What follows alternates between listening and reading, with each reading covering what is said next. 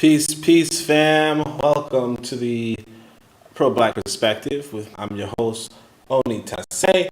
I wrote Uangalifu. It is a really cool book. And today we're going to really talk about something different. I got some articles going back 10 years ago, and I want to talk about one of the more meaningful conversations, which is the four types of black people, four types of white people, and of course, the four stages of African consciousness. So, before we get into the meat and potatoes, I want to remind you guys that I'm part of a podcasting network called KWAZ Radio. Hello there, dear listener. We hope you're enjoying this lovely discussion. If you're not already aware, this show is part of a podcast network called KWAZ Radio, a Pan-African Nationalist and Garveyite network committed to showcasing the rich and varied thoughts of African people. We have an exciting lineup of shows that we think you'll enjoy, including the Bitter Medicine Podcast. I think black people require too much buy-in. Like, we constantly have to sell black people on things that are beneficial to black people. The Pro-Black Perspective Podcast. I'm fearful that our people are not really studying how to get ahead, and we're kind of, continually staying behind. The Harsh Reality Podcast. To me, it don't matter. I think people are so dumbed down, it wouldn't matter what you reveal to them. They still are in the matrix. They're in the simulation. They're going to keep doing what they did. They lemmings. So to me, it don't matter, man. The Learning Curve Podcast. Sexual access has never given you economic empowerment. The only person who has ever been economically empowered by a sexual relationship is the wasp and his woman. The Cathedra Cheek Show. When we start rising up to fight for our own, I guarantee you they'll stop doing what they're doing. I guarantee you they would have let their brother go. They was waiting to see what black folks was going to do. Brother Bakari Podcast. Black people love to claim folks that hate them, right? They're a slave master, and they are ashamed of who they really are. The Forecast Radio. Like, if you pray to the same deity as, like, your enemy, and that God blesses your enemy more than you may want to reconsider who you praying to, And Tanzan, African Mind. Africans generally are welcoming of everyone. Sometimes, to my consternation, I think that they should be less, welcoming. If you love our podcast network, we would be grateful if you could rate and review us on Apple Podcasts. Follow us on social media, like and subscribe to our YouTube channel, and check out our website at www.kwazradio.com for more information. Thank you for tuning in. And now, back to the program. All right. We're going to start off with the website. Now, I'll explain this to you guys. I'm just going to put down on some of the social media platforms that I'm live. Make sure you guys drop a like if you like the content. I think the likes help out with the range of people that we can meet. But, of course, I know and you know that there are algorithms.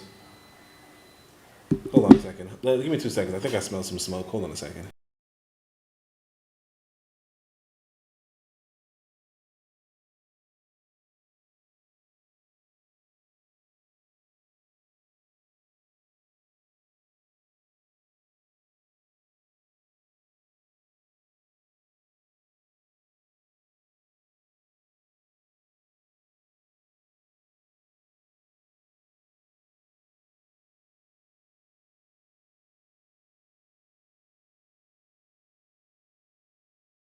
All right, false alarm. Probably had a stroke. No, I think, sometimes, maybe it's possible the neighbors are doing their strategy of waste disposal. when they just burn their garbage, which is, yeah, it's stupid. It just leaves a bunch of charred garbage in your lawn, but it is what it is. As long as it's not a fire in my house, I'm whatever. So yeah, welcome. We're going to talk about the 4 types of Negroes, 4 types of black people first. Then we're going to talk about the 4 types of white people.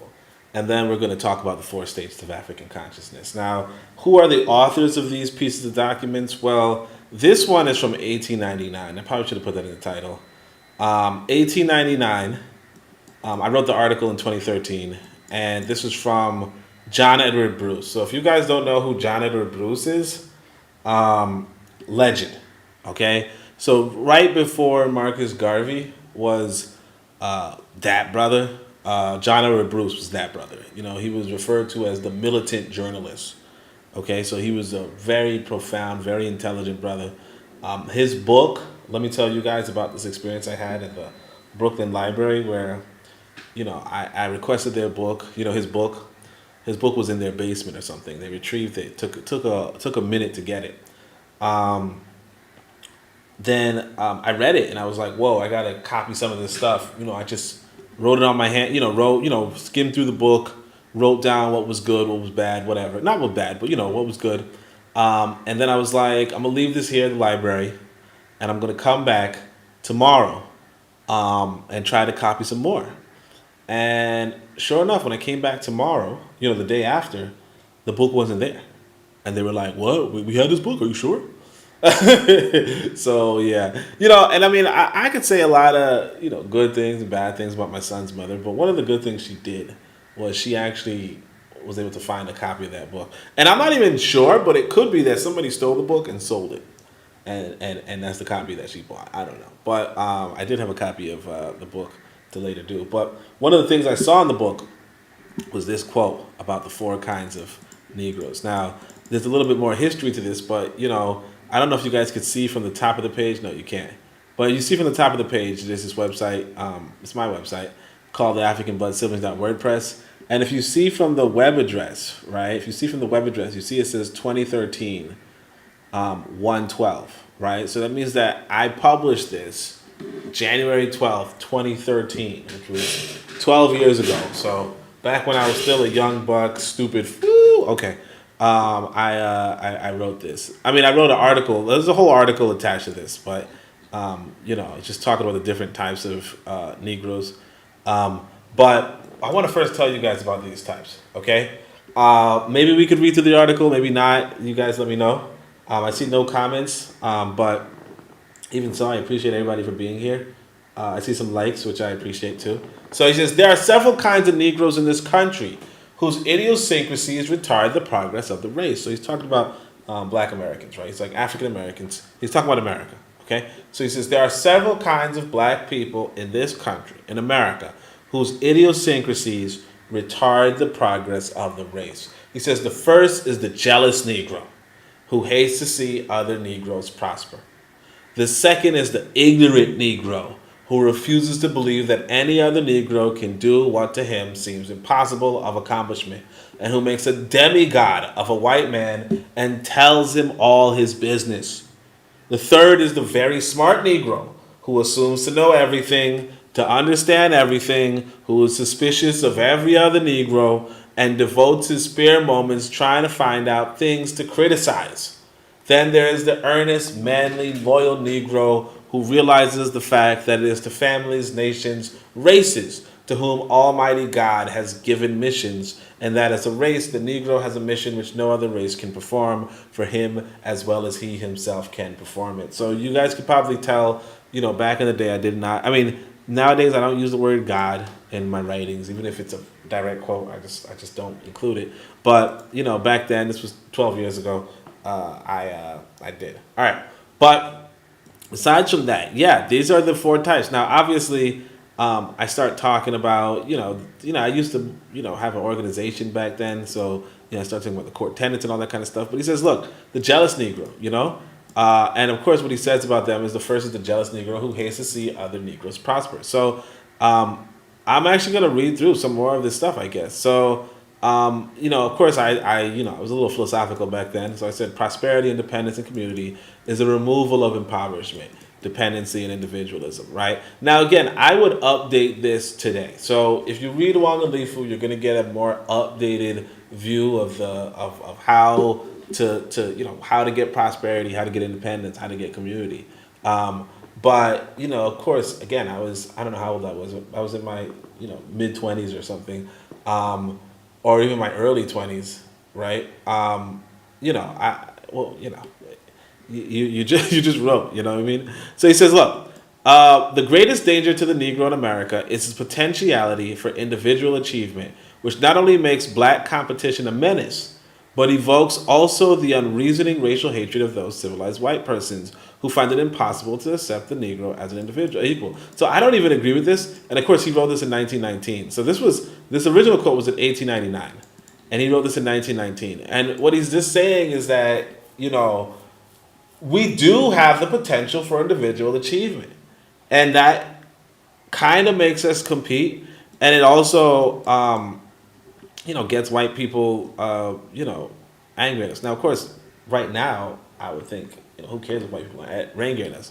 But it's still an interesting thing. Now, when he says this jealous Negro who refuses to believe that, where is he? The jealous Negro who hates to see other Negroes prosper, right? So you also have white people who hate to see black people prosper, right? But you have these black people who do not, and look, I'll put it this way, in fact. This song came recent, like kind of more recent, obviously more recent than 2013. But there's this song, Azanto, right? It's a song, I think it's Ghanaian or Nigerian, right? And the lyrics start off with, nobody wants to see you rising. And then they don't even like it.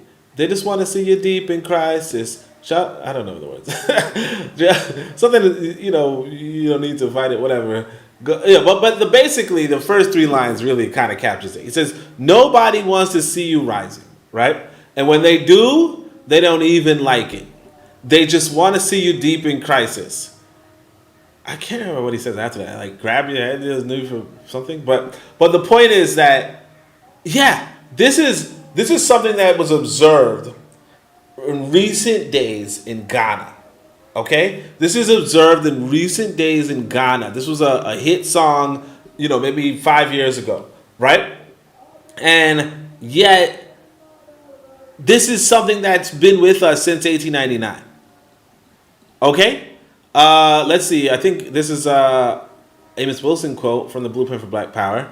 And I think I told you guys to shop at the owner's website. So let's see what Amos Wilson said. He says, the ideological individualism with which black and lower class America is indoctrinated by the white ruling elite, the ideological individualism with which black and lower class is indoctrinated by the white ruling elite, an ideology which it does not apply to itself, is designed to atomize those collective groups into aggregations of individuals, each of whom is almost exclusively concerned with his or her private or personal interests and life in opposition to the collective social interest and life of the group as a whole. The ideological problem of individualism fed to black America produces in that community the concept of the individual as one who exists as something abstracted from a social matrix, apart from the web of tasks, obligations, affections, and collective relationships which give people their identities, their social meaning, and their experience of humanity and of themselves. Now, obviously, this is pretty verbose. Nowadays I wouldn't really quote Amos Wilson, but I guess, again, 12 years ago, I did. So he says, and their experience of humanity and of themselves. This privately defined social abstract, deracialized, de-ethnicized individualism is perfectly designed to induce a false and self-defeating, alienated state of consciousness in the members of the African American community in order to sap its vitality and potential. Furthermore, it functions to induce and motivate in African Americans the behaviors, attitudes, and social relations which perpetuate their own subordination, which at the same time and by the same means support and empower the racist status quo, thereby making the African-centered collective overthrow of white power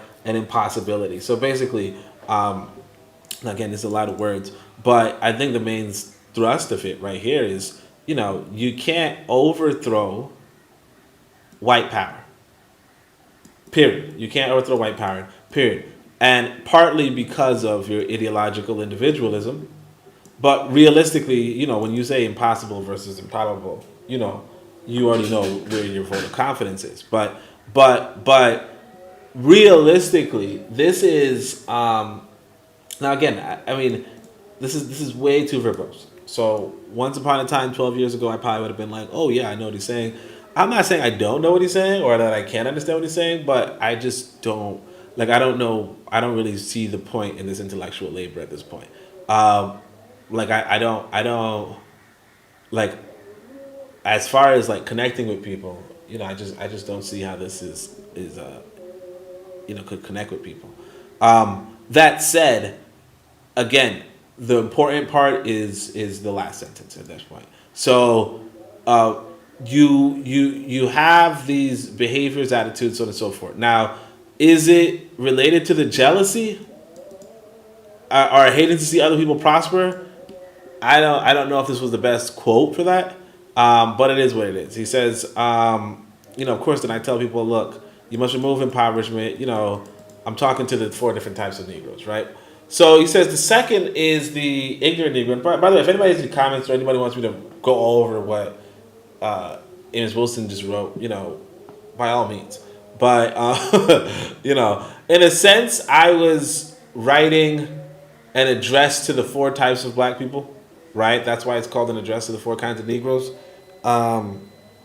And all that kind of stuff. But we're going to just keep going. The second is the ignorant Negro who refuses to believe that any other Negro can do what seems to him impossible of accomplishment, and who makes a demigod of a white man and tells him all his business. Now, here's the thing. I wrote this in 2013. I don't know how big social media was at that point in time because I was on WordPress. I was not really rocking with YouTube and all that other Twitter and all that bullshit. But I was on WordPress, right? You could see there's evidence in front of you. But basically, social media, for what it's worth, is telling white people all your business. I was just in another. I was just looking at this graphic that's on Twitter where they're talking about how Sam Altman, right? I think that's his name. Basically, some guy who was a founder of ChatGPT. Made this thing for generational wealth and blah, blah, blah. And basically the Chinese came along and they made some like R2 or something like that. I can't, deep space R2 or something of that sort, something of that name. And they made that, and essentially it's competitive, but it's open source and it's not for profit, all that kind of stuff, right? Now here's the thing. When you use, whether you use ChatGPT or whether you use the R2 or what have you, right? Whether you use Google, whether you use the search engines, all this kind of stuff. When you do that, you're telling people all of your business.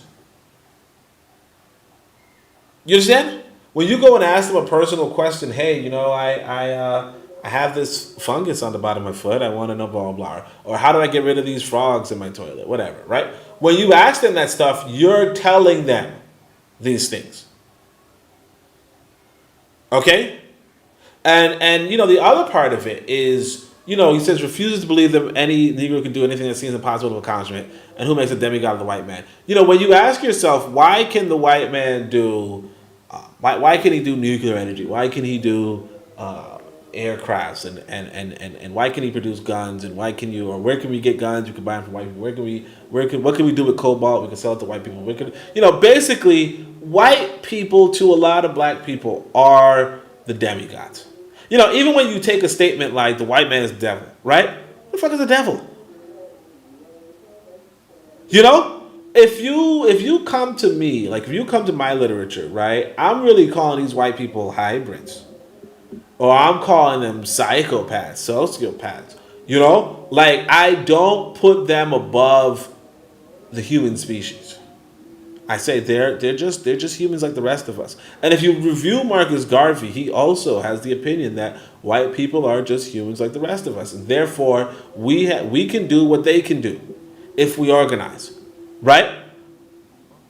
A lot of people don't see it that way. And again, this is going back to 1899, but this could just as easily be written, today. Now, here's something I thought was pretty interesting. 1919, John Henry Bruce wrote The early Britons were once rated as the most ignorant and stupid of all races, yet 1,000 years of opportunity have given them a place among the races of mankind, second to none. So he's talking about this stuff. Now, let's see. It says, that is to say, today we're not in the highest position, but of course, and of course, you don't need 1,000 years. Now, when I do something in red, I think I'm showing like what a white person wrote. Okay? But even so, this was in 1790, right? A European was writing about black people. And he wrote this. This is in the minutes of evidence taken before the Select Committee on the Slave Trade, page 32 by Norris, right? And if you want the book that I read this from, I guess you can click this link, but also it's from Robin Walker's When We Ruled. He had a companion book. I think it's called Before the Slave Trade, maybe, or something like that. I don't remember what the companion book is called. But basically, long story short, you can access this book on your own. But anyway, this is what the European wrote about our ancestors, and it's pretty interesting. He says, I have been surprised to see with what industry they manufacture their cottons, their indigo, and other dyeing articles, as well as several sorts of manufacturing wood. They make soap, they tan leather, and work it exceedingly well. And even with good taste, they work bar iron into several articles, as for instance, lances, instruments for tillage, poignards, etc. They work in gold very ingeniously and so well that I have never seen better made articles of that kind in Europe. A great number of articles for ornament of gold, silver, brass, leather, etc. So this is really, really, really critical, okay? It's critical in the sense that I'm here in Africa right now. We're not building soaps. I do pass by lumber yards where they are manufacturing in wood, but not really like first class things. We're not really, like, a lot of our clothes are being imported. A lot of again, the furniture is being made locally. As far as this, though, this is probably the most interesting one. Basically, we used to make really stunning jewelry. But I can tell you right now, a lot of the jewelry being sold here in Tanzania is foreign imported. Like Arab, Indian, like they have a monopoly, nearly a monopoly on the jewelry being sold, including the rare earth mineral. I don't want to say mineral, but a gemstone, but it's called Tanzanite. It's pretty exclusive to Tanzania. It's this beautiful blue, gem, if you will. I got a ring of it for my wife. It's sparkling. It's gorgeous. But the Arabs are selling it heavy. So there is that. But again, you had in 1790, okay, during the enslavement of African people, during the stealing, the theft, the so on and so forth of African people, you had us being master manufacturers. Okay, and today it's just not the same. This was another one.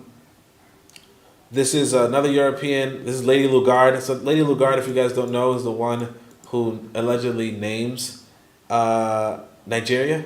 But she says the fame of the Ethiopians was widespread in ancient history. Herodotus describes them as the tallest, most beautiful, and long-lived of the human races. And before Herodotus, Homer, in even more flattering language, described them as the most just of men, the favorite of the gods. The annals of all the great early nations of Asia Minor are full of them. The Mosaic record alludes to them frequently, but while they are described as the most powerful, the most just, and the most beautiful of the human race, they are constantly spoken of as black.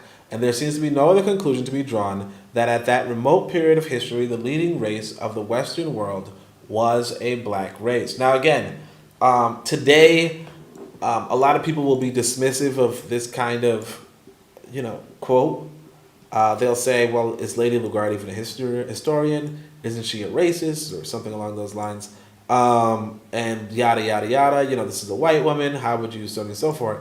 But it is pretty interesting that, because this is something that's really, really interesting. I actually know a person who's like a biblical scholar who would point to, hey, a lot of the quote unquote Semitic people could have been described as black.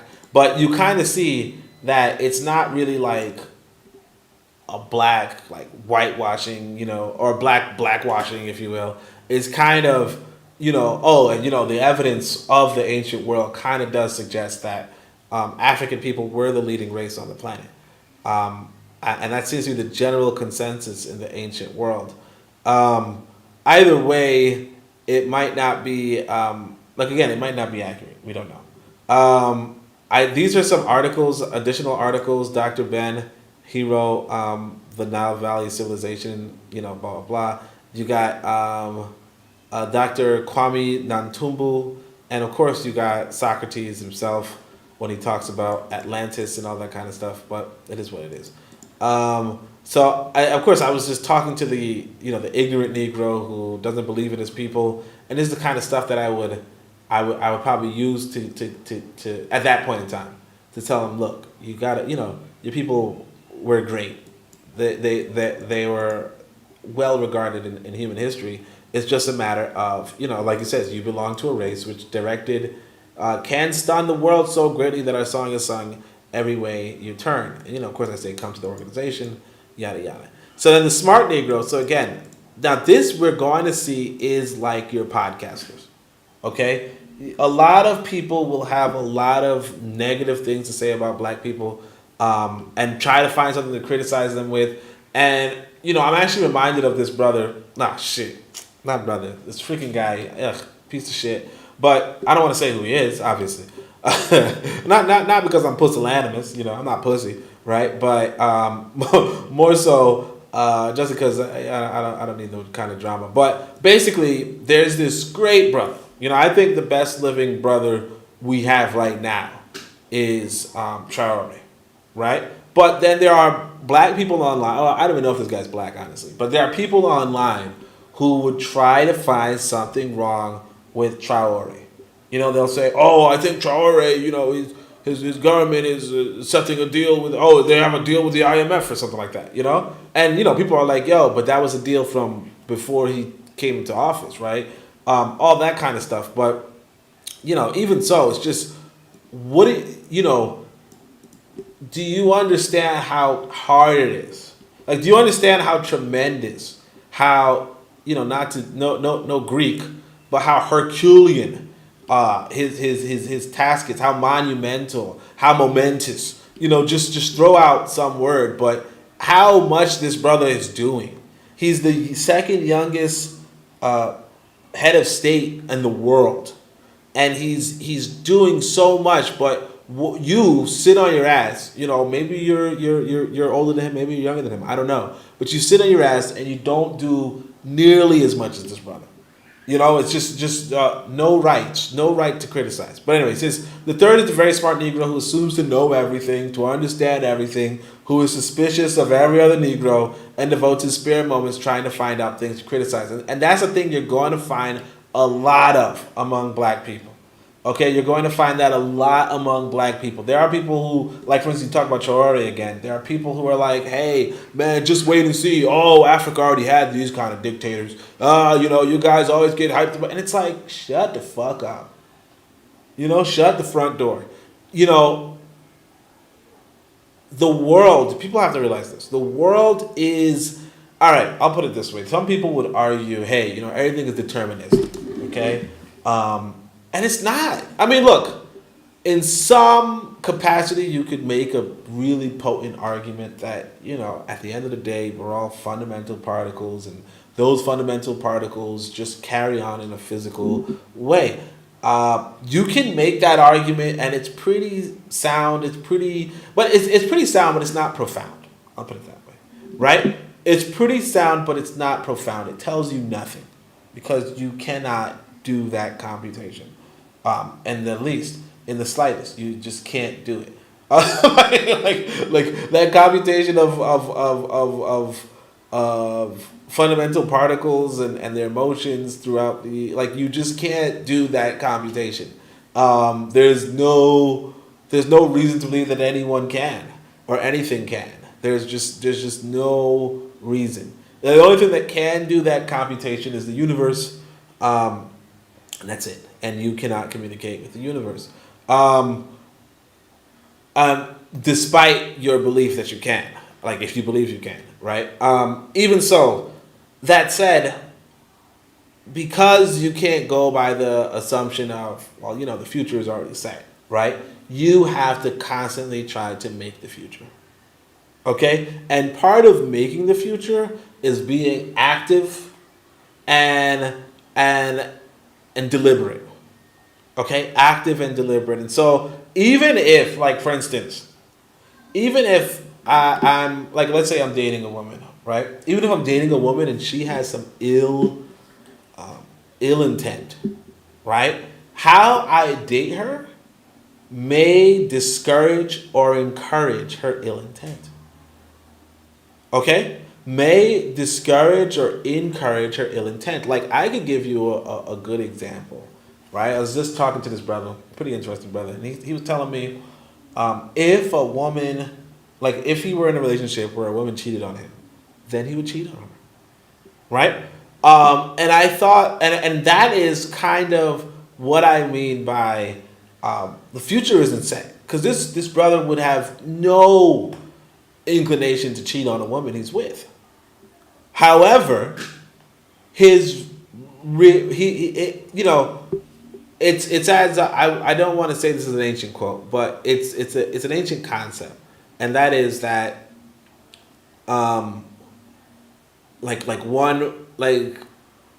things are elicited by their complements. Okay, actions are elicited by their complements. So basically, for every action there's a reaction, in a sense, right?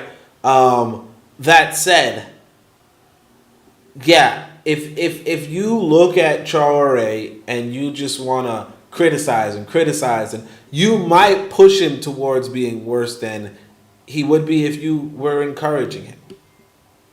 Okay, and that's the way it is for everybody in every relationship that you're going to have, right? If you go to the store, like if you go to the store to buy bleach, okay, you want to go buy bleach, and you piss on the floor or something, and you curse at the owners and so on and so forth, you might not walk outside with bleach. As to say that there are things that you can do to change the outcome of the future. Like, you can affect the future. Okay? So this very smart Negro who's like, oh, I know everything. You can't know everything.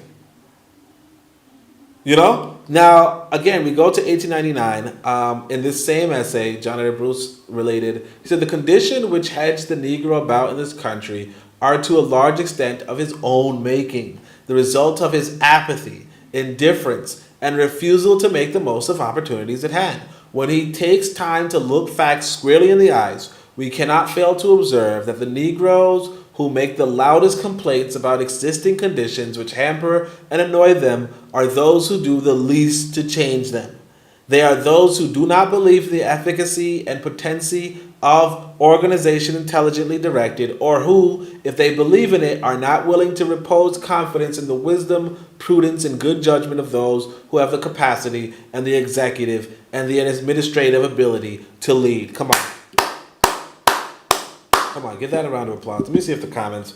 I'm going to look at the comments. I know there are no comments, but I'm going to look at the comments and see if somebody could give me a round of applause. Give this brother a clap. This is 1899. John Edward Bruce. Somewhat of a mentor to Marcus Garvey, okay? Somewhat of a mentor. Basically, Marcus Garvey came here, fast-talking Jamaican. I shouldn't say came here, but he came to America, fast-talking Jamaican, right? And a lot of people did kind of give him the cold shoulder. A lot of the established people were kind of like, what is this brother on? You know? Because, for what it's worth, Marcus Garvey did have the flaw of being too damn loud.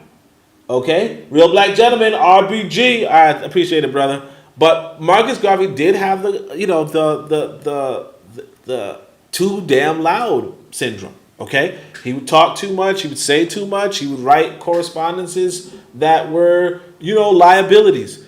Notwithstanding that, eventually John R. Bruce saw the truth because this brother was organizing. Because again, remember, there is a problem with speaking too loud, but there's also a good thing about speaking too loud. The reality is that, we can criticize, oh man, well, if I was Marcus Garvey, I would have. No, you don't have 40,000 people across the world or 400,000 members across the world. Okay? You don't do that. So what you would not do, it's like, yeah, what you would not do is have his success. You know what I'm saying? like, you know, and even like if you were to say, oh man, you know, I like, you know, oh man, I wish Umar Johnson did it. Yeah, okay, but you know, Umar Johnson's a household name, and like, come on, like we know each other, but that's about it. You know what I'm saying? Like, you know what I mean? Like, that's what it is. So, I mean, like, look at this. I have this article from 2013. Almost 90% of people never saw this article before. You know what I mean? So, you know, I'm a brother writing since 2013, 2012, 2011, who knows? And like, there's no traction, no visibility, no nothing. So, you know, it's just a reality that, you know, even though it's a criticism for Garvey, it's not enough. Marcus McGee, shout out to Marcus McGee, give him a round of applause. And I kind of want to read this again because it's really, really important. Although, actually, let me read this one too. So, John Ray Bruce in a 1915 essay says, our environment makes us think white, and some of us think white so persistently that we haven't time to think black. Okay? And of course, you know, I think he says, nothing is certain but taxes and death. It means the Europeans have an unwavering, and this is me, obviously. It is subtle, but this is the crux of their power. For through taxes, they pay for their organizations. And it's their organizations which exploit, dominates, and deliberately empowers you. So, again, you have, again, this is actually important too. So this is a little subtle. Again, I don't know, 20-something. I don't remember how old I was, but because I barely even know how old I am now. But why I put up this taxes thing is to say that, you know, white people are ahead of us because they organize, because they finance their white power structure. And guess what? Black people finance the white power structure too. Okay? The white power structure is the government. Okay? When we talk about Trump versus Kamala versus Biden or whatever, right? We were talking about the white power structure. Okay? And what we do, whether we vote or not, what we do is we pay taxes to the white power structure. Basically, we pay organization dues. We finance the white power structure, and most of us don't finance the black power structure. Okay? That is a significant portion of your income is going to your own enslavement, and none of your income is turned towards your liberation. Right? And of course, I'm talking to the very smart Negro who's like, oh, black people can't succeed. Well, look, if you as a black person are financing the enslaver and not financing the liberator, of course you're going to be enslaved. Of course the liberator is going to be less than. Because white people are financing the enslaver, black people are financing the enslaver, and nobody's financing the liberator. And so I know I wanted to go back and read some of these quotes, and I think I should, but this was really, because I really wanted to address the smart Negro, I guess, right? And I wanted to, one of the main things was to quote John Ray Bruce, because I wrote down this stuff. This brother is a genius, okay? So I definitely want you guys to check out some more of his writing. And I think I put some more in the Book of Power. So if you guys are interested, I think I did quote some more of the book in the Book of Power. But regardless, you know, this is a Martin Delaney quote. He says, whatever liberty is worth to the whites, it is worth to the blacks. Therefore, whatever it costs the whites to obtain it, the blacks will be willing and ready to pay if they desire it. Basically, you know, white people get their liberty from their government. And this is why I kind of don't think you should stay in a white country, because you got to pay their taxes. And you've got to pay for their organization. And it's just not going to give you that kind of freedom. And that's why, you know, when I'm in Africa, you know, I paid to the African government. I'm legally obligated to say. But what I'm saying is that people are paying for black organization. And of course, you know, is the black organization perfect? No. Right? However, at least they're not paying for the white organization. You get what I'm saying? So I would, whenever I go out, I would see, like if I travel far enough, I would see some roads being built. Okay, sometimes by Chinese labor, but sometimes, a lot of times by black labor. Regardless, there are roads being built for black people. Okay, that's really what it is, and the people paying for it is the government, and the government is paying for it through your taxes, and of course whatever sort of economic deals it has otherwise. This was Charles W. Anderson. He says to make steam effective, you must bind it up in an engine. To make water serviceable, you must harness it in a mill. To make electricity manageable, you must mask it in a battery. And to make men useful in reformatory or remedial work, you must recruit them in an organization. So again, this was the trouble of our people, and it remains the trouble of our people that we're not a part of an organization. But as I said, so, come on, man, NFL is on. Is the NFL on right now? I had no idea. I don't have the NFL TV. I mean, if you need to, you can catch the playback. I mean, I appreciate you being here, and I appreciate you telling me. I had no idea the NFL, because I've been doing this podcast. I used to do this podcast every Sunday at 11 a.m., like almost religiously, and this is the first time I'm hearing that this was during the NFL, because I was like, why is nobody ever here? I thought people were going to church. Honestly, I picked this time because I was like, I want to ruin your church time. But, like, I wanted people not going to church.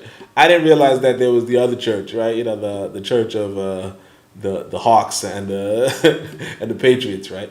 But I appreciate you coming through and alerting me that the NFL is on. My fault. I had no idea. Because again, right now at my time it's 7:21.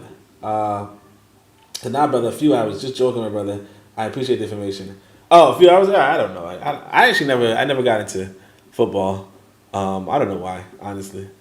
Maybe I wasn't athletic. I don't know. I mean, I was, Jamaicans. My parents are Jamaican, so, and they were actually track stars. So I was kind of more into track anyway. So yeah, you must master in a battery. And again, this is Charles W. Anderson, and I want you guys to realize these are our African American ancestors.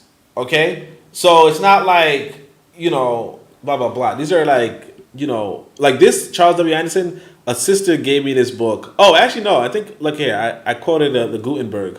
Let me see if it actually opens anything. This is Masterpieces of Negro Eloquence by Alice Moore Dunbar. I don't know if she was related to Paul Laurence Dunbar. Paul Laurence Dunbar was one of the best poets in Black history. Okay, so it doesn't mention Paul Laurence Dunbar. Oh, well, there is a mention of him. But he was one of the best poets in Black history. But yeah, so this is a book. I think I skimmed through it. I don't remember why. I think I was trying to learn, to speak better. And this was like up my alley in terms of free books. You got the Frederick Douglass, Was a Slave to the Negro. Alexander Dumas. I don't remember if he was Black. Or maybe he was. I think this is the French one, honestly. Booker T. Washington. Opening to the International Exposition, pretty good. I know, I'm supposed to get to... Oh, yeah, Edward Wilmot Blyden. So a lot of people consider him the father of Pan-Africanism. He's a really good brother. I think this is Jay Milton. I'm not sure if this is the same one I'm thinking of. Oh, no, Kelly Miller is who I'm thinking of. Education for Manhood. This is a good brother, okay? Kelly Miller is the one who says... what does he say again? Oh yeah, we pay for what we want and beg for what we need from the white man. I don't know if he says it in this speech, but he says that. And then of course, like I said, there was the brother I just quoted, Charles W. Anderson, which is The Limitless Possibility of the Negro Race. But let me see if I pay for what he wants. No, I don't think so. So Kelly Miller, when you learn about the African American history, you realize that a lot of times they give us these false dichotomies and they make it seem like there were only two significant Black people during any point in time. You have your Martin Luther King Jr. and your Malcolm X, or you have your what's his face, W.B. Du Bois or Marcus Garvey, or W.B. Du Bois or Booker T. Washington. But like Kelly Miller was like another option. This guy was really good. And in fact, it's interesting because he actually makes an argument against women getting the right to vote. And his reasoning was pretty interesting. I thought it was pretty clever at the time I read it. It was something along the lines of, well, if you're a man, right, and you have the right to vote, you would vote in a way that benefited your family. Okay? So as to say that, like a family should have a vote, and you really shouldn't have women and men voting against each other, like husband and wife voting against each other, or voting, and if they're voting for each other, you're just doubling the same vote, kind of. So it was kind of an interesting thing. You probably want to read it yourself, but like just the fact that there was a black man who was like articulating against suffrage at the time was pretty interesting. Of course, Du Bois wasn't doing that, but Du Bois was also, just sleeping with any white woman you could find. You know what I mean? So there's that. You know what I mean? But let's see. LL True, the Church of Sport. Yeah, man, the church. I mean, look, it's not bad. I mean, if I can't get into it, but it's not bad. I remember one time I was in college, and this white boy loved freaking college football, and then he put on some college football video game. I liked video games. Man, this motherfucker beat my ass in that game. Like, I only knew like Hail Mary or something. This dude was just, oh my gosh, like it was embarrassing. Anyway, so Kwame Ture said also speaks to organization. So Kwame Ture is a Caribbean guy, but he says, and this is a YouTube video. So again, if you guys want, you guys can go to the website, find this, Just to the Four Kinds of Negroes, and you can listen to the audio. But he says, some people think traitors are those who do something against the movement. You can betray the movement by not doing something for the movement. Hitler said, tell a lie 1,000,000 times and the people will come to think it's the truth. Revolutionaries say, tell the truth a couple of times, you will smash 1,000,000 lies. And that's exactly what the millions in March did. If you would look at the lies of the capitalist media, you would think all we're concerned about is drug addicts shooting each other, crime, raping each other, ripping off each other. October 16th, one day, put all those lies in the garbage can forever. What have we done? We must heighten our organization. Kwame Nkrumah said, unity presupposes organization. Now, this is important, guys. Unity presupposes an organization. Basically, you can't have unity without organization. Okay, a lot of times we want black unity. And again, remember, if you go back to what Jonathan Bruce was saying, right? He's like, look, if you want organization, you need to have some leadership. Like, say what you will. Trump is the leader of white America. I mean, he's the leader of America, period. But he's the leader. Like, they have a leader. It's not like they don't have a leader. Okay? So he says, but then you look at black people and you say, okay, who's the leader of black America? And obviously, it's Trump because he's the leader of America. But on the other hand, you might say, well, why don't we have where are we going to have that unity? And it's like, if you don't have an organization, you're not going to have that unity because you don't even have a leadership. You don't even have leadership. So he says there are unity. So many brothers and sisters think they are in unity with the people, but they don't belong to any organization at all the time. Unity presupposes organization. If you're not in an organization, you're not united with your brothers and sisters. Again, if you're not in an organization, you're not united with your brothers and sisters. And this is the thing too. Look, you have to be, you have to be in an organization. And it's like, think of it this way too. Like a family is an organization, okay? If you don't have a wife, and you're a brother, if you don't have a wife, you're not united with the woman of your dreams or whatever. You get what I'm saying? You're not even united with your family sometimes. Now, I'm not saying that you can't have a family without having a marriage. Of course you can. But what I'm saying is that, if you are not in an organization, and again, in that family organization, you're supposed to have an established leadership, okay? Hopefully it's the husband, but you're supposed to have an established organization. And if you don't have that established organization, you're not united with you're not even united in your family, okay? But of course, this extends beyond your family and all that kind of stuff. But he says, history will not be denied. You can either be part of the historical process, and again, part of the historical process, not this whole, black people, blah, blah, blah, these guys are wrong, oh my gosh, Chare. Like, you're supposed to be sending Chare money. Okay? You're supposed to be sending, that's part of the historical process. You send them money and you say, hey man, I hope you can teach more physics in the universities. Right? And then when he invites you to teach physics in the university, you teach real damn physics. You know, that's the historical process. That's what you're supposed to be a part of. He says, come to take the serious task of organizing your people on a day-to-day basis, or you can come every Wednesday night, clap, feel good, jump up, say you were there, and go back and wait until next Tuesday night. Okay? There are people who just meet up to, greet up, right? So our people are looking for a direction, and the conscious must provide that direction. The people are looking for unity. Let's give them unity. The people are looking for power. Let's give them organization. The masses want unity. Let's move from mass mobilization to mass organization. So those who don't know, AAPRP, I think, All Africans People Revolutionary Party, they talk about the difference between mobilization and organization. Like I said, you can probably listen to the speech. Let me just see if it's still up. See if it's not available anymore. Okay, so yeah. So that's another reason why you want to transcribe things, okay? Because if you don't, again, when you put stuff on the white man's shit, he can take it down. Now, I do want to go on to the next one. I didn't expect to speak so long on this one thing, but I want to read this again because it's so good. And again, this is from 1899, okay? This is what our grandparents heard. This is what Marcus Garvey could have heard, okay? It says the conditions which hedge the Negro about in this country are to a large extent of his own making, the result of his apathy, indifference, and refusal to make the most of opportunities at hand. Basically, you have opportunities at hand, but if you're apathetic, if you're indifferent, or if you refuse to take those opportunities, you will screw others over. Okay? You will.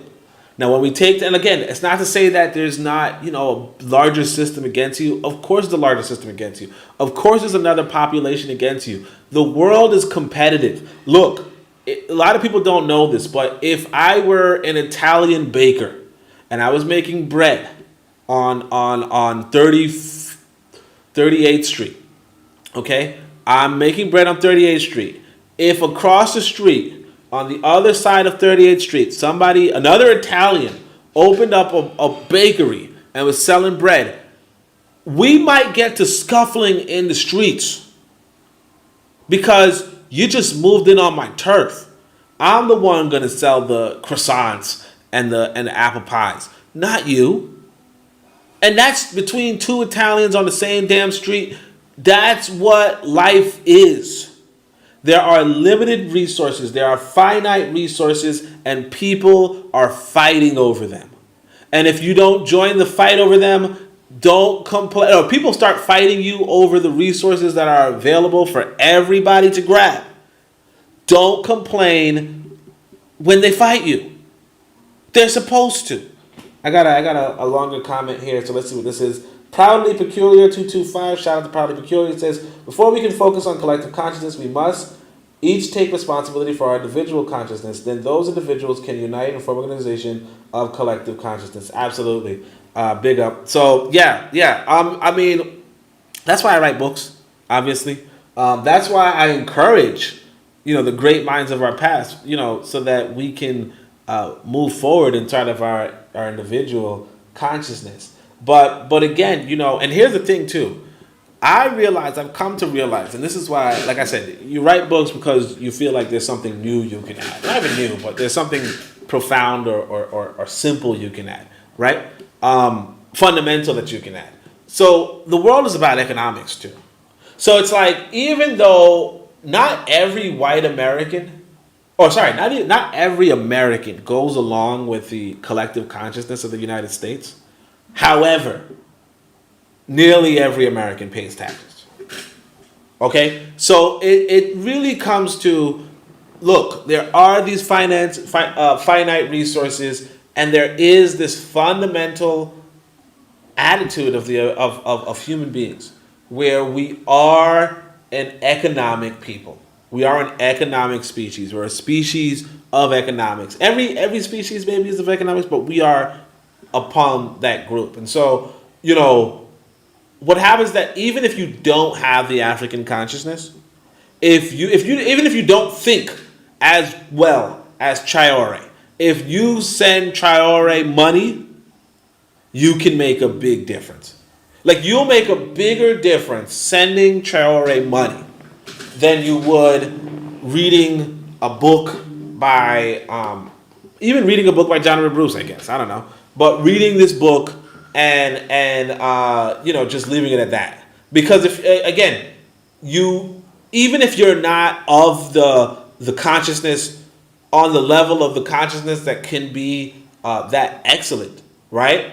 If you are supporting those who are, you can make a world of difference, right? As opposed to if you what we have a lot of is like these sages walking around, these people who are brilliant, but they're not a part of any organization, like these walking libraries who just don't contribute to anything. And so if you have a choice between being this scholastic sage or being a patron of a revolutionary, be the patron. Okay? Be the patron. Now, I'm not saying, don't, get your consciousness up. Of course, I want you to, get my books. Get that consciousness. But again, and of course, we're going to talk about the 4 stages of African consciousness, hopefully. But my whole thing is that, we have to get into the mindset of how can we support our people? Because, like I told you guys, I used to be a part of Alton Maddox's organization. And Alton Maddox said, if you're not financing, if you're not helping to finance a black organization, you're not a part of the solution. You're part of the problem. Okay? That's not verbatim quote. I did quote it before. I just don't know the verbatim quote offhand. But yeah, he's like, you're not a part of the solution. You're a part of the problem. So he says, look, when we take time to look up facts squarely in the eye, Tyler's here. He says, peace, Oni. Brother Bakari, BBN says, I didn't get notification, but I'm here. Yeah, peace, BBN. So peace to these two brothers. Proudly Peculiar says, competition is a fallacy. It stems from a lack mindset that believes that aren't enough resources to go around. You either have a lack, fixed, or an abundant growth mindset. Perception is reality. Yeah, and I agree with that. But I also want to say this. There is, unfortunately, we're dealing with a people. Like, unfortunately, we are in, especially if we're talking about, America, North America. You're in a hostile situation. Okay, you're in a place where Here's the thing about the world. In fact, I'll put it this way: how you would basically just simplify it the best I can. You're dealing with people who are your blood enemies. Okay, the Wazungu is your blood enemy, and so when you look at how your blood enemy looks at the world, you have to modify how you look at the world, or you're going to be screwed over. So I think that's what happened to our ancestors a long time ago. Like, they did not recognize that Wazungu was on some other shit. Okay? And in fact, Marimba Ani writes about that in her book Urugu, where she says that, deception wasn't really a thing in other languages. Like, other language groups didn't really have deception as a thing per se. Now, I don't know how true that is, but what I can say is that Wazungu is remarkably deceptive, right? And if you don't pick up on his deception, if you don't deceive him yourself, you you're at a disadvantage. So while I agree with Proudly Peculiar that, hey, look, there is an abundance in this world, Wazungu's not interested in sharing the abundance.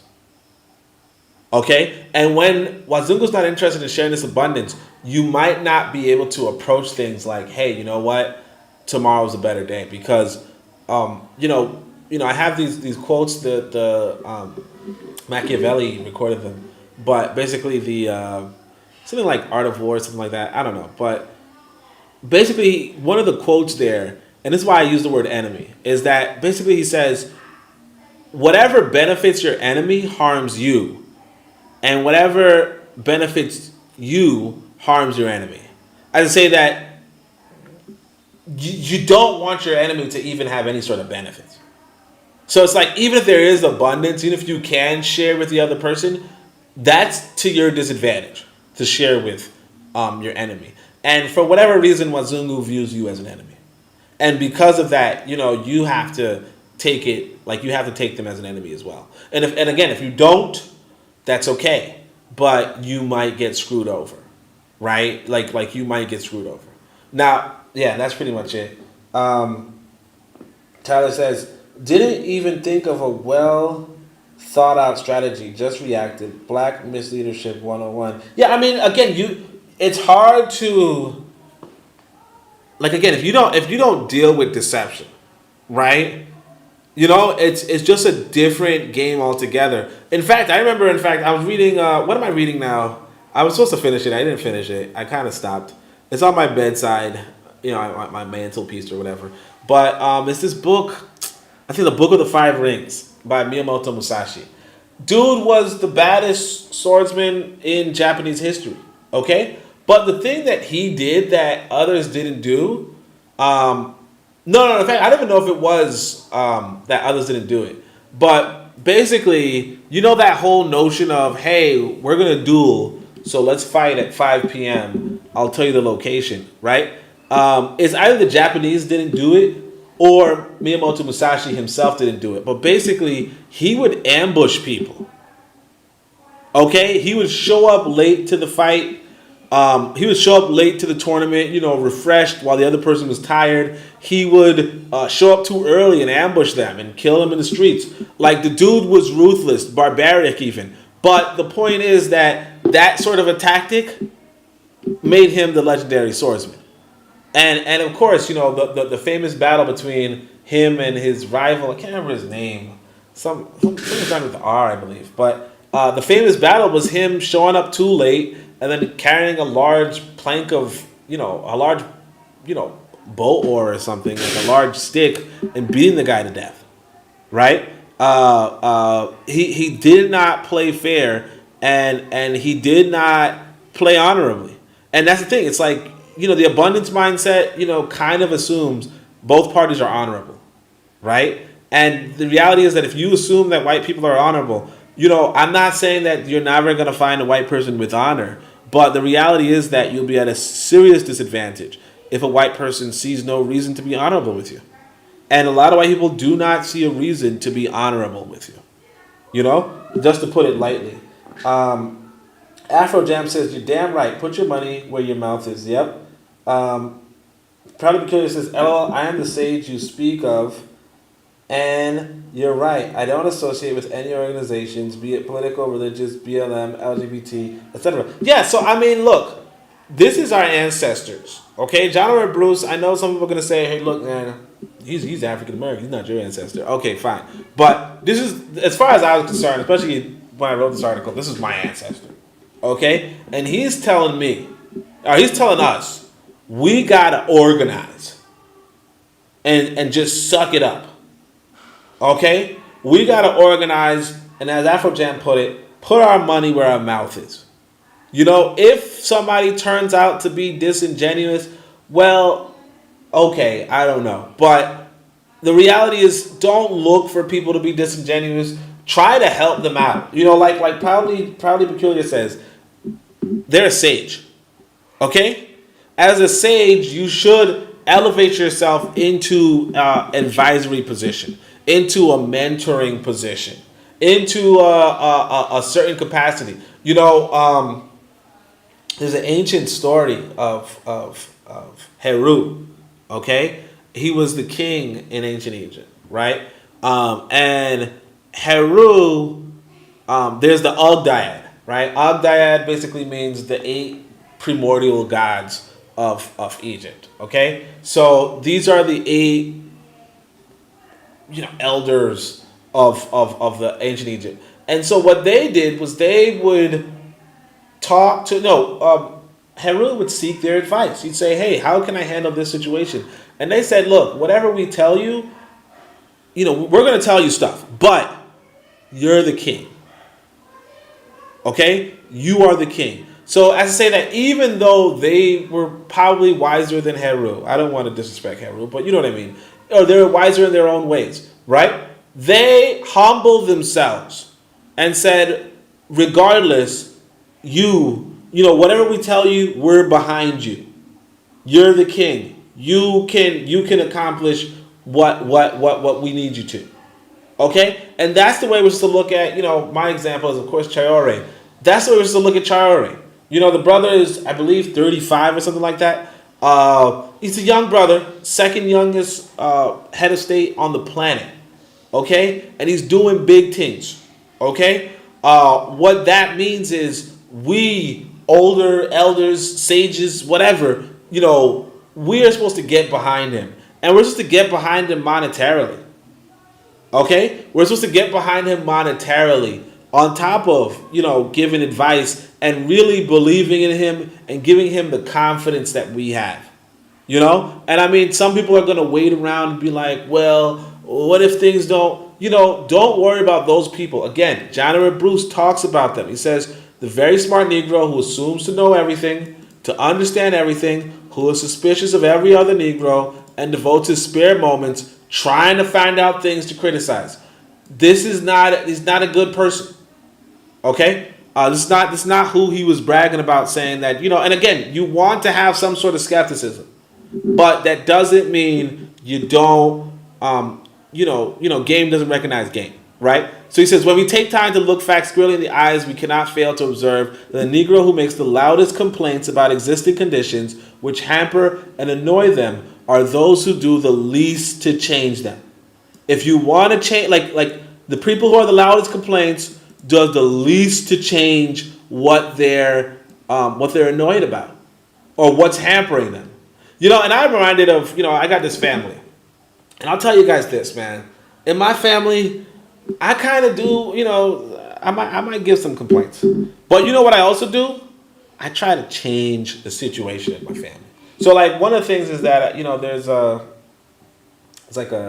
think it's stepson, I think it's called. Yeah, stepson, who doesn't know to greet you, doesn't know to say good morning sometimes. So then you have to, discipline the boy until he realizes, you got to say good morning, And there's just certain things you just have to be active in. Now, of course, the family situation is easy, but, it should translate to the louder world. As in, you don't complain, you get active, right? He says, there are those who do not believe in the efficacy and the potency of organization intelligently directed, or who, if they believe in it, are not willing to repose confidence. Now, again, are not willing to repose confidence in the wisdom, prudence, and good judgment of those who have the capacity and the executive and administrative ability to lead. Now, again, you go back to the example of Heru and the Ogdayad, right? So these are the primordial beings, the first 8 beings in the Egyptian cosmology. And again, if there's any theology that's true,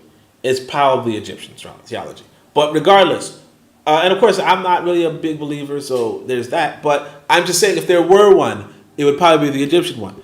All saying that these primordial beings, these actual, factual, living gods, in the cosmology, whatever, are willing to repose confidence in the wisdom, prudence, and good judgment of Heru because they recognize his capacity and executive and administrative ability to lead.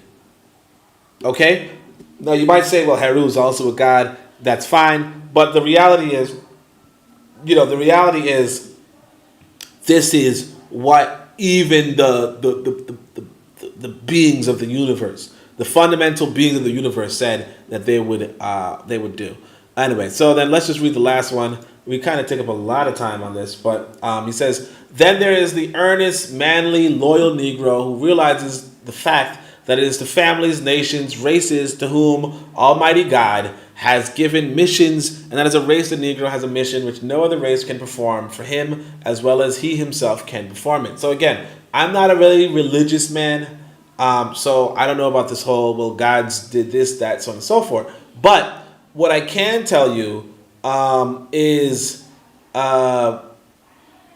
I like what he's saying. He's saying, look, there are 4 types of black people, and one of them is that loyal African that realizes that we have a mission and that nobody else can perform as well as we can.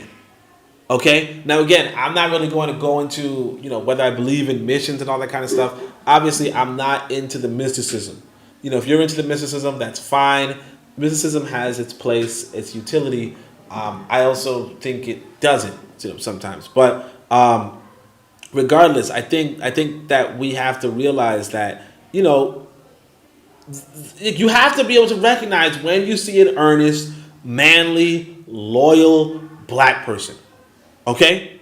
And that's what I see in Traore. Like, even just how he's built. Like, the dude's not some scrawny little, piece of... No, he's just tough, muscular dude. That's again, not every muscular dude is good, but, there is you communicate a sense of discipline in how you are built. Because you build yourself. So you build yourself. And you're not built overnight. You're built through discipline. So he says, as a class, we are producers, we are not producers. We are consumers. Again, he wrote this in 1915, and he said, to labor for man because he is man is man's noblest work. And of course, I just said to labor for Africans because they're Africans is the Africans' noblest work. So we're going back to Amos Wilson, who again I'm not a fan of at this point, but I know a lot of people are. Tyler Solomon says, organization and institutional building, corrective course on culture. Yeah, I mean, you have to. Afro Jam says, Traore shows a physical ideal. Yeah, I mean, yeah, exactly. The brother, put himself together. Again, no homo, right? But brother put himself together, and that is in and of itself a good thing for a black man. Okay, if you're a black man, and I mean, like, even I'm not too proud of the gut that I'm developing, but of course, I'm recently married, so you know how it is. But yeah, so this is Amos Wilson. I think it's actually one of my favorite quotes from Amos Wilson. Actually, he says, "Money follows value. We pay for what we value." That's probably one of my favorite. But he says, Africans must value things European things manufactured and marketed by Europeans, thereby enriching and empowering Europeans while impoverishing and disempowering themselves. The degree to which Africans value things African, things manufactured and marketed by Africans, they enrich and empower themselves. Thus, to the degree that the operational values which determine African behavior are truly African-centered, to that degree Africans become self-controlling, self-empowering, and will be liberated from European domination and exploitation. Now again, I don't, again, this is way too verbose. But what I would say is this. The first sentence. I actually put it down here. The main portion of the first sentence. Money follows value. We pay for what we value. And I say it's not only in money, but it's certainly in money that you need to express your value of our people. Mainly love not money, but love to provide your organizations with money.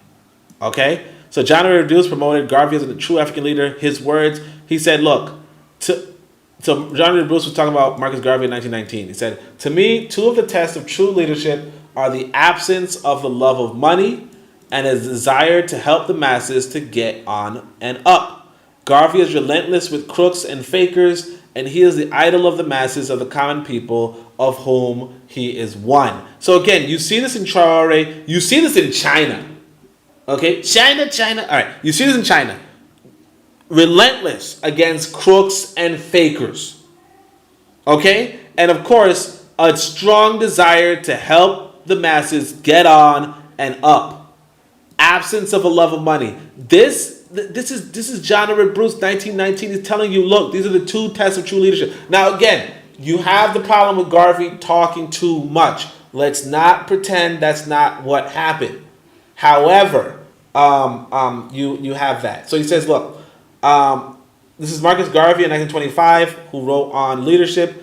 Is this too long? No, it's not too long. So he says, look, the Negro leadership and what it means. I would not exchange 2 5-cent cigars, even though not a smoker, for all the colored or Negro political leaders, or rather misleaders of our time. The fraternity is heartless, crafty, and corrupt. They exist for themselves only and give no honest thought to the future nor the condition of the people, except to exploit the said condition to their political benefit. The leaders of the race are visionless and selfish. They think of none but themselves. Among the whites, we have a few political charlatans and crooks, but that race can well afford, under the circumstances, to tolerate them because they are surrounded and circumvented by statesmen and race patriots, white patriots, who are ever vigilant and on guard in protecting the rights of their people. Among us Negroes, there is no relief from such a class because they monopolize our politics and obstruct our outlook. The only tempering hope is religion, and that is like dry bones. We have to wait a long while for them to come together in the valley.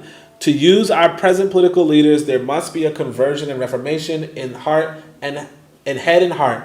I believe it to be impossible with the inviting system of graft. Therefore, I suggest that leadership be assumed by our uncorrupted youth with a program clear, positive, and determined, counting well the cost of opposition and persecution, which generally leads to the Bastille and the guillotine. So again, he says, counting well the cost of opposition and persecution. So he's like, look, we want the young, uncorrupted youth who have clear programs, who are positive and determined, and understand that there will be opposition and persecution that can lead to those youth being killed. And that's what you have to realize, and this is the unfortunate part. Because when when a person really is about the cause of African liberation, if you will, or African nationalism, or African prosperity, whatever you want to call it, when somebody's truly about that, they are going to be met with opposition. And you see that with Traoré. He had like 5 assassination attempts on him already. I hate that. But it tells us, look, you got to get behind these people, these uncorrupted youth. Because again, 5 assassination attempts could corrupt people. Recently there was this guy, I think he was the founder of Ledger or something, right? Which is a cryptocurrency, security kind of thing. They kidnapped this guy, white boy. They kidnapped this guy and started torturing him. Cut his finger off. These are other white people in France. Cut this guy's finger off, captured his wife. Luckily, she was unharmed, but they didn't have to leave her unharmed. They cut off this guy's finger, tortured him, mutilated him, and they were just doing it, demanding money. And here's the thing you don't get. That little bit of money that they were going to get from the Ledger Company, and again, the Ledger Company is very wealthy. It's not whatever. But it's not as wealthy as a nation state. Okay? When you as an African get into the positions of political power, you have the potential to threaten big money. Okay? You're talking about owning mines, minerals, countless diamonds, countless jewelry. You're talking about access to that you can cut off to any European, whatever. And so if they're willing to, torture somebody for a little bit of money, what do you think they're willing to do to you? And so, you have to step up. You have to step up. So Afro Jam says, not some scrawny or unhealthy guy who can't even keep himself fit. Yeah, exactly. Because there's no discipline in that. There's no discipline in not being able to keep yourself fit. Okay, so sorry, I didn't realize that there were some other comments. Proudly Peculiar says, I actually think white people have a lack fixed mindset, narcissistic, delusional, and distorted. They believe they must hoard resources from others. They operate in a lower consciousness IMO. So again, for us, this is what I think I want us to really understand. And I was telling this to this brother. White people do not think like us. Okay? For what it's worth, again, my belief, my personal belief, and I write about this in my books, right? My personal belief is that white people do have some admixture with other hominids. Neanderthals in particular. Neanderthals used to be predators of humans. But for whatever reason, I think that Neanderthal gene, or even just white people in their upbringing, whatever it is, something causes white people to think different from us. Okay? So Proudly Peculiar is looking at this from, no disrespect to Proudly Peculiar, but they're looking at this from a really good African mindset. And that's okay. I appreciate that. We think black. But sometimes we have to understand that white people don't think black. Okay? And because they don't think black, what happens is that what we conceive as unusual, like why are they hoarding resources when there's so many resources? It's not unusual for them. They're hoarding it because they don't want you to have it. Okay? They don't want you to have it. You are their enemy. They are descendants of things that used to prey on humans. Okay? They are, and not just that, they are descendants of humans that killed off their own ancestors, the Neanderthals. Okay? So they are the love child between the predator and prey. And the prey and the predator. They are this genetic anomaly, and they do not think like us. So yeah, I agree. If I have a lot and you have a lot, no, if I have a lot and you don't have a lot, sure, I can help you out. In fact, I did that several times in Africa. In fact, I sometimes have an inclination, like if I just meet somebody who I feel like might be down on their luck, I kind of am in the giving spirit. I'm like, hey, can I just give you some money? You know what I mean? Like maybe just give you something to, cushion the blow. And of course, it's not a good thing because you don't want people to ask you for money. But at the same time, you just don't want to leave people hanging or leave people in need. White people are not like that. If you are down, they are up. In their mind. So it's like, yeah, they have a mindset where, you could say it's lower consciousness, but you got to recognize, hey, you know what? These people are not my friend. And these people are actively against me. Okay? They are going to be opposition. They're going to be persecution.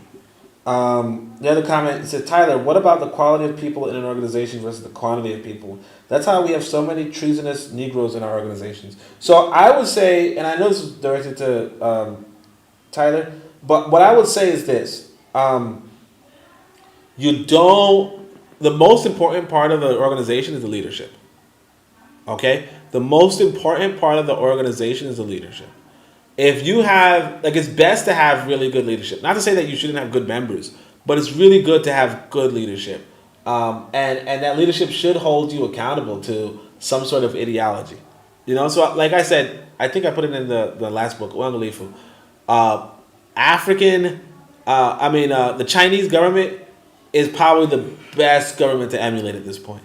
They are very serious with vetting their membership, vetting their leadership, promoting their leadership. I think I did a podcast on it, but it's really, really profound stuff. I'm going to scroll up to see if I missed any comments because it looks like I did. So let's see. Tyler Solomon says, Al Sharpton helped a large corporation extract black capital. How did that help? Yeah, Al Sharpton's been a traitor. Like, people in America, people in New York saw him as a kid, talking to himself on the streets. And they were like, yeah, this kid has problems, man. Even when he was a child, even when he was a teenager, there was something wrong with him. And of course, that just continued. Proudly Peculiar says, our so-called political leaders are a part of the boule. They are gatekeepers, pawns, traitors, and minions. Yeah. And that's the thing. It's because, because like I said, if you don't know who you're dealing with, as they say, by the time the fools learn how the game is played, the players are dispersed. White people set up democracies in America. In Africa. Democracies are basically whoever has the most capital wins. Okay? And the reality is this. Who has the most capital on the planet? Like you got screwed over from what is usually considered a good thing. Democracy, right? Because you didn't recognize its big flaw, which is that it is biased towards capital. And of course, the reason why it's biased towards capital is because you can't possibly run against people. You can't possibly run an election without capital. If it's a large, let's say if it's 50,000 voters, How do you reach 50,000 people as an individual? And of course, it's usually like 5 million voters. How do you reach 5 million people? Like, just think about it right now. Very few of us reach 5 million people, except unless we use like social media, like we use the white man's media. But it's very, very, very difficult to reach 5 million people in the span of, let's say, five months. It's very, very difficult. You could only do that through media, like an infrastructure of media. But the infrastructure of media requires a lot of capital. So there's just no way you're going to compete against somebody with that capital, unless you have that capital too. And of course, if we have the problem of not supporting black organizations, so we wouldn't have that capital there. And white people have the foresight. I don't want to say anything good about them, but they have the foresight to support black people who have ambition for political leadership. You see what I'm saying? They have the foresight to do that. And in so doing, you end up with a political leadership that are gatekeepers, pawns, traitors, and minions. Afrojamm says they have a different gene expression which comes out in their phenotype and behavior. Yeah. I mean, a lot of people don't recognize that, and I think that's one of the big problems. It's like, if you don't realize that white people are just not your friends, you're going to get into some big trouble. I'm not saying that you're never going to find a decent white person, but it is what it is. So this was Edward Wilmot Blyden, 1888. So again, remember that you have John Edward Bruce in 1899, right? 11 years after, he's writing about the 4 kinds of Negroes. And so you say to yourself, why is he writing about the 4 kinds of Negroes? And basically, you have Proudly Peculiar says, you have a sage, you have people who read books. And so you got this brother, I think it's a brother, the Sanity Inspector, who read Edward Wilmot Blyden's Christianity, Islam, and the Negro Race. Okay? And this is what he writes down, the 4 kinds of white people. So he says, look, the intelligent Negro traveler in foreign lands comes across 4 classes of Europeans. First, the class who are professionally philanthropic. These are the sight of the Negro go into ecstasies over this man and brother and put themselves to all sorts of inconvenience to prove to this unfortunate member of the human race that they believe God hath made of one blood all nations of men, etc. Okay? So you have this white person who is a professional philanthropist who will gush over you and call you his man and his brother, right? The second class is composed of those who at the sight of the Negro have all the feelings of malice, hatred, and all uncharitableness excited, and who adopt every expedient and avail themselves of every occasion to give exhibitions of their vehement antagonism. So he's like, look, you're also going to bump into white people who hate black people. So again, you got to remember, there are 4 classes of white people, okay? And there are some white people who do absolutely hate you. So they are going to deprive you of resources. They are going to inject you with freaking HIV. They're going to do a lot of fuck shit. Okay? They're going to do that. So the third class regards him with contemptuous... So the third class of white people regard him with contemptuous indifference and care to exhibit neither favor nor dislike whatever his merit or demerit. So there are going to be white people who just don't regard you in one way or the other. They don't like you, they don't dislike you. They don't see your merits, they don't even see your problems. They just don't care about you. Okay? They're on their own life. They're doing their own thing. Right? Like this brother showed a video of him in Tanzania and he was at the pool and there's a lot of white people in the pool. They don't care about you. They're enjoying the pool. They don't care if you're there. You know what I'm saying? Like there are some white people who hate you. And there are some white people who are like, oh my gosh, you're black. We're brothers. You know that, right?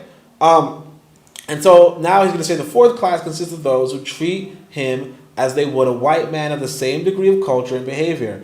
basing their demeanor altogether upon the intellectual or moral qualities of the man. So there are going to be white people who are going to look at you and say, wow, you're pretty well read. What do you think about, the political situation in the country? And you can have a nice little conversation with them. And he says, look, to the cultivated Negro, of course, the last class is the most interesting to meet. And if he had his choice between classes first and second, that is between the belligerent racists or the philanthropic, we're all brothers, he said if he had a choice, he would choose the racists.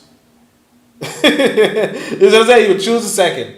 Writers on Africa and the African race may be divided into very much the same classes, and the race has scarcely suffered more from the violent antagonism of its foes than from the false and undue admiration of its friends, right? Basically, people who like you regardless of your merits, your demerits, regardless of whatever, they just like you and so forth. Now, why is this? One of the most important things, again, is you got to realize we go back to, like I said, I sometimes have some theological debates with this brother.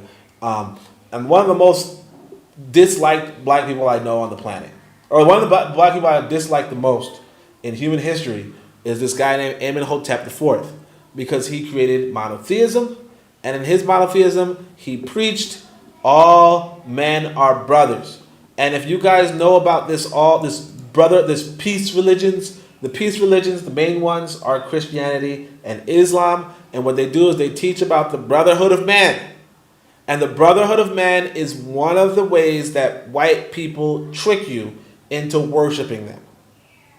Okay? It's one of the ways that white people trick you into worshiping Jesus or Allah or whomever, or Muhammad or whomever, and that's one of the problems that you run into, right? Because there's no such thing as a brotherhood of man.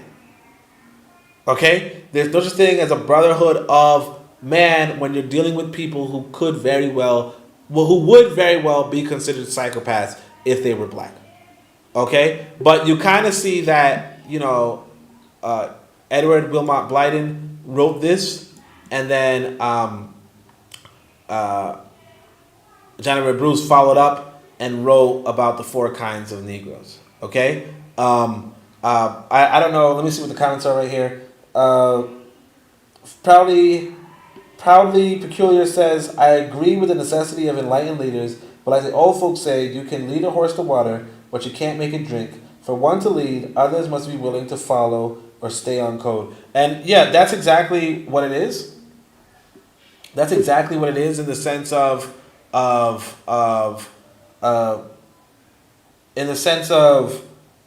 you want people to follow and stay on code. For one to lead. And there was an African proverb that went along the lines of, if you are a leader without any followers, right, then you're just taking a walk, and that's one of the things that we also have to recognize, that if that you have to become a leader, and you have to get people to follow you. And one of the things too we got to realize is that a lot of times we follow people based off of the economic potentiality. Okay? So as to say that your CEO is your leader. Your manager, your employer is your leader, especially in your work life. Okay? Now, what you want to do is also have a leader in your private life, but that's one of the issues about being in a situation where, according to, I think it was Claude Anderson, but according to him, 98% of working black people are working for white people.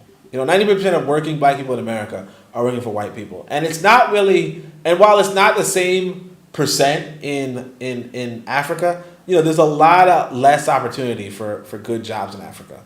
So there's that as well.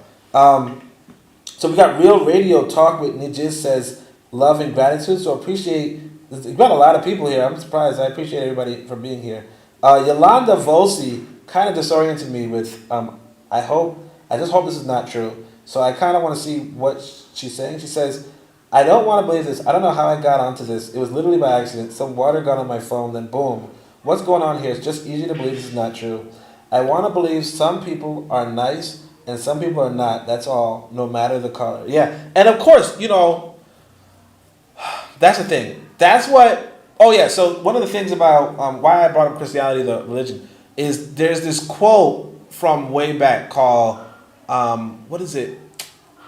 In hoc signo vinces.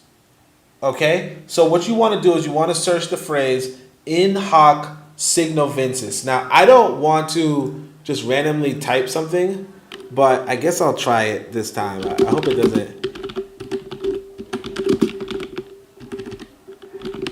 I don't know what popped up. But in hoc signo vinces, I shouldn't have typed in front of people, but in hoc signo vinces is a Latin phrase that translates to, in this sign you will conquer. It is often used to represent the cross and the faith it symbolizes, right? So the cross and the faith it symbolizes, it says in hoc signo vinces. So the phrase is often used. Oh, of course, I don't want to do the AI overview. I'm sorry. That was weird. I mean, what's his face? Wikipedia is not much better, but the AI is kind of crazy, low key. Now, of course, what this says is not really inaccurate, but like I said, I want you to search it yourself, page, and we'll just read the first thing, with the sign. In this sign thou shalt conquer, or often translated as by this sign you will conquer, so on and so forth. But basically, the idea emperor in ancient Rome named Constantine, right? And he's the guy who calls that Nicene Council or something like that, or whatever. No, not Nicene Council, right? But this guy named Constantine sees the cross in his dream, and he says, "You know what? We can use this to conquer other people." Okay, and so yeah, like Yolanda is saying, right? People want you to believe that people want you to believe that there's nothing in color, okay? And that humans are a brotherhood. And that if you behave in a certain way, right, that things are going to be good for you eventually, right? And that can be true for some people, but it's not for all people. And like we said, Constantine calls the Nicene Creed, right, or the Nicene Council, which writes the modern day Bible. And he writes it under the suspicion that he can use that Bible, he can use that religion to conquer people. Okay? And that basically kind of means if I get people believing this shit, if I get people believing in the brotherhood of man, I can conquer innumerable people. You see that in Christianity. Yolanda says, I've heard people saying these things before, and I just didn't want to believe it. I consider myself a leader, one that loves everyone. I say brown and tan. I don't even say the other thing. This is scary, friend. Literally making me cry. I'm from New York. My first friend was tan. Her mother told her we couldn't be friends anymore because I was black. And I told her I'm not black, I'm brown. I was in first grade. Yeah, I mean, look, you don't want to see it. And that's okay. People don't want you to see it. Okay? So it's like, it's good. It's good to kind of like put the pieces together. You have a friend and their parents are like, don't associate with this black person. To the point where you're like, hey, look, I'm not even black. Like, no, I'm not black. Please accept me. Please look at me as just an individual. There are people who are not going to look at you as an individual. There are people who are going to look at you as another race. And they realize that insofar as you are another race, you are their enemy. And they don't see any benefit with their child befriending an enemy. And if you don't want to see it, that's fine. They see it. And that's what's really important. That's one of the things that we as African people have to come across. Even if you don't see it, even if you don't want to see it, the other side sees it. And so you have to now say to yourself, well, look, damn it, I did not want to do this. I did not want to see this. But if the other side is seeing it, I cannot close my eyes. Okay? I cannot close my eyes. And I'm not saying that doesn't mean, hey, look, let me go and be hostile to every other people. No, what that means is that you have to now say to yourself, how can I organize a future for my people? Because guess what? I'll put it this way. White people have wiped out. All right, there was once upon a time. This is how I put it in the book. There was one race once upon a time, right? The African race. Okay. Then there were, let's say 5,000 years. I don't know, whatever. But eventually there were 7 races, I believe, or 5 races, something like that, right? 5 races. Let's say 5 races, right? Eventually, it went back down to 3 races. And the reason why it went to 3 races was in the last 500 years. White people tried to, let's say the 5 people were we're going by that guy, Blumenbach, right? But let's say there were Africans, Europeans, Asians, Americans, and Australians, right? And by Americans, we mean the indigenous Americans, right? The European wiped out the indigenous American. He wiped out the indigenous Australian. And he tried to wipe out the indigenous African and the indigenous Asian. Okay? He just didn't succeed. But he absolutely wiped out the indigenous American and the indigenous Australian. Okay? That's what we have to come face to face with. And one of the things that the indigenous American used to say was that the white man speaks with a forked tongue. Okay? He came to the Native American with, hey, look, we are brothers. He came to the indigenous Australian, the indigenous African, the indigenous Asian. We are all brothers. We are one people. We are one race. Don't judge me based off of this. Don't judge me based off of that. Judge me as I am. He came with that, and he nearly committed genocide on the entire planet. And he was actively committing genocide in the planet today, in several war fronts. It is for us to just come to terms with what it is, like what's going on.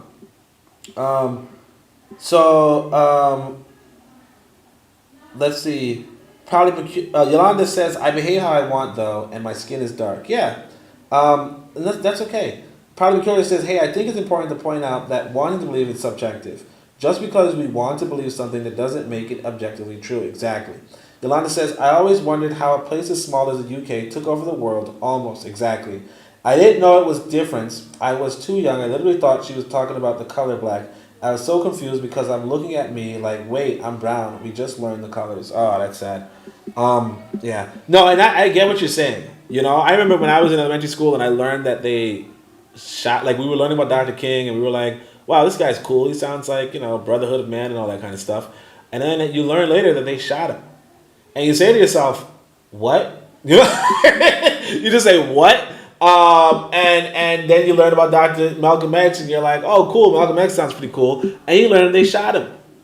And so you're just saying to yourself, wait, you're saying the U.S. government shot its own citizens because they were, because they wanted black people to have civil rights? Absolutely. And you just got to come to terms with, some people are, like, a lot of people are not on whatever you're on. And so, like the colors from the crayon box. Our Matron, shout out to Our Matron. You guys make sure you check out Our Matron. She's reading through Cultural Misorientation. Really good channel, so make sure you guys subscribe. She goes, all races understand that there is a competition for resources except black people. Exactly. Again, it's a race to see who ends first. Because, again, you have to go back to the historical record. Okay? The races are shrinking. At one point, they were growing. Human diversity was growing. Human diversity shrunk. The Native Americans used to be the most dense population on the planet. Okay? They had really large cities and everything. They are no more. Today, people in the United States are sitting on their land, not paying them any sort of taxes, not paying them any kind of mind. They are stuck in casinos at this point, and with alcohol addiction. It says, Yana says, yes, the UK took the cruise ship around the globe, taking over the world. I watched The Crown on Netflix and yelled like, WTF is going on? Then I realized the encyclopedias I loved as a kid were dissonance. You know, and get there. Yolanda write books. Art Mason says, we see some type of whiteness except black people. Yeah. You know, Martin Delaney wrote about that. He wrote about how in America, what you would have is because they have this pan-European unity, they have as their subordinate class the African. And eventually, of course, that mindset of white unity, and this goes back to ancient history too. But in order to get white unity, they organize against black people. You know, this goes back to ancient times. You know, this was to this guy. There's this guy who writes Great Initiates, and he talks about how in ancient Europe they used to be fighting among each other, and then eventually, in order to stop fighting, this united them against the black races, the wealthy. You know, this was ancient history. One that fight. Noel being what Ram established was the Noel festivals or whatever. Basically, the winter solstice celebration, you know, Christmas and all that kind of stuff. He established that under the pretext of white unity. Now, again, to what extent this Great Initiate book is factual, you know, is debatable. You know, again, I was writing articles 10 years ago. You know, I read a bunch of stuff. You know, but you know, it is an interesting concept, especially for a white person to print. We have Yolanda says, how did the UK, a place so small and roll around and take over the entire world? They didn't have the manpower. Yeah. Well, again, you know, it's about capturing wealth. You know, it's about economic policies. You know, that's one of the things that we as an African people can do. You know, so that's one of the things I write about in the latest book, Uangalifu. Right? Our matron says, everybody can mix into whiteness. Oh, yeah. Yolanda says, well then, what do you think about POTUS declassifying MLK Jr. records? I didn't get to read it. I don't know. I don't know anything about it, honestly. Proudly Peculiar says, do you think there is a competition for resources, or maybe that that's the narrative that hoarders of resources tell in order to keep people in survival mode fighting for so-called scraps, right? And that's an important question. Although I do want to, I know our matron is directed to our matron, but I do want to say, again, people do not want to share resources with you. So we're actually done with this article. So I do want to I do want to show you guys the war thing. So of course, if you go to my website, this is my website, African Blood Siblings, a long time ago. So I don't update it, I don't use it, but you know, you do want to. Oh, that was actually at the Great Initiates, comparing the Great Initiates editions to different. Yeah, that's the book that I was talking about with Ram and all that kind of stuff. But this is the general rules of warfare, and I just want to. Now, there's two things. One of them is one of the observations I made in the book. Basically, he writes this paragraph, and I just said, look, warfare, I just paraphrased it, right? And it's basically, warfare starts with the recruitment of people and ends with an exposure to the enemy. Somehow we don't recruit, arm, organize, train, lodge, etc., but we're shocked at our exposures to our demise. So this was a quote from, I want you guys to read it, maybe snapshot it, take a picture. But this is a quote, a little bit adjusted, but a quote from Art of War by Machiavelli. And by the way, if you guys want more books or free books, you could just join the Discord, okay? And you can have conversation there all you want. It's not too many people there right now. Maybe there's like 5, 6, 7 active people. But there's a lot of free books there. So if you click on the link in the description for the Discord, you can join that, and you just go to the section that says free books, and you can get books like The Art of War. You can get some Marcus Garvey books. You can get all sorts of stuff. So, but anyway, this is what he was saying about war. I don't know if I should read it. Yolanda says it's in and out. I'm sorry. But I mean, you shouldn't apologize. But I mean, I don't know why it's in and out. I don't know the connection. But he says the aim of those who want to make war is to be able to combat in the field with every kind of enemy and to be able to win the engagement. To want to do this, they must raise an army. In raising an army, it is necessary to find men, arm them, organize them, train them in small and large battle orders, lodge them, and expose them to the enemy afterwards, either at a standstill or while marching. All the industry of war in the field is placed in these things, which are the more necessary and honored in the waging of war. And if one does well in offering battle to the enemy, all the other errors he may make in the conduct of the war are supportable. But if he lacks this organization, even though he be valiant and in other particulars, he will never carry on a war to victory and honor. For as one engagement that you win cancels out every other bad action of yours, so likewise, when you lose one, all the things you have done well before become useless. Since it is necessary, therefore, first to find men, you must. And then I kind of took away the quote. I'm sorry, but that's what I used to do back in the day.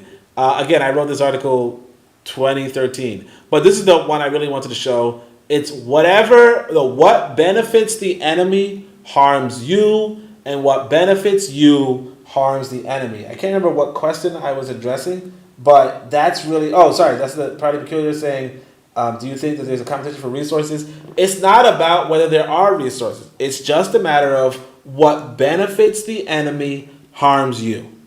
So if I make money, I'm hurting white people. That's how white people think. Okay? That's how white people think. And if white people get money from me, they are harming me. That's how they think. So it's like, it doesn't matter if it's true. If it's this is not something I'm saying. This is from Niccolo Machiavelli. For those who don't know, Machiavelli is one of those European that was like taught heavy back in the day. So he says, but there is enough for everyone. That's crazy to me. Yeah, there's enough for everyone, but you're not their people. You're not their people. As the sister said, black people just don't get it. Yolanda says, thank you so much for answering my questions. No one has answers for me. I guess Source said you're going to learn today because now I'm stuck here. I'm listening and learning. Yeah, I appreciate it. Oh no, did I say something wrong? It's in and out. The signal is in and out. I missed the last 10 minutes. Is anyone else having issues with the video? Am I the only one? It is skipping for anyone else? We can't hear you. Same here. Keeps buffering and skipping. Hello, it's skipping. We can't hear you. I really want to hear this. We can't hear you. It's buffering for me. Oh, shoot. Okay. So it looks like... Okay. Well, I guess nobody can hear me. All right, we'll have to talk about it another time. Darn, you guys missed the last 10 minutes? You know what it is? I downloaded shout out to BV Max.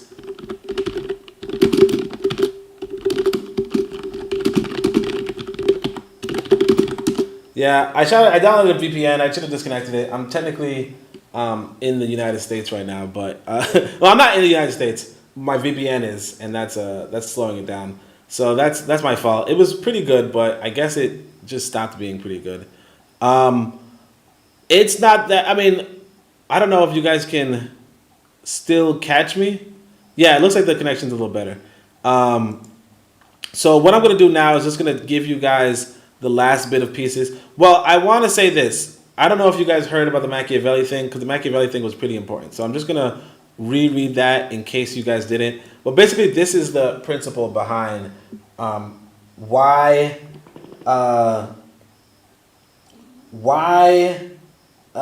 you can't, like, why it's not a matter of are you competing for resources or not. Like, are the resources unlimited? Is there a bountiful resources or not? It doesn't matter, because according to Machiavelli, what benefits the enemy harms you, and what benefits you harms the enemy. And the thing is this: Europeans study Machiavelli.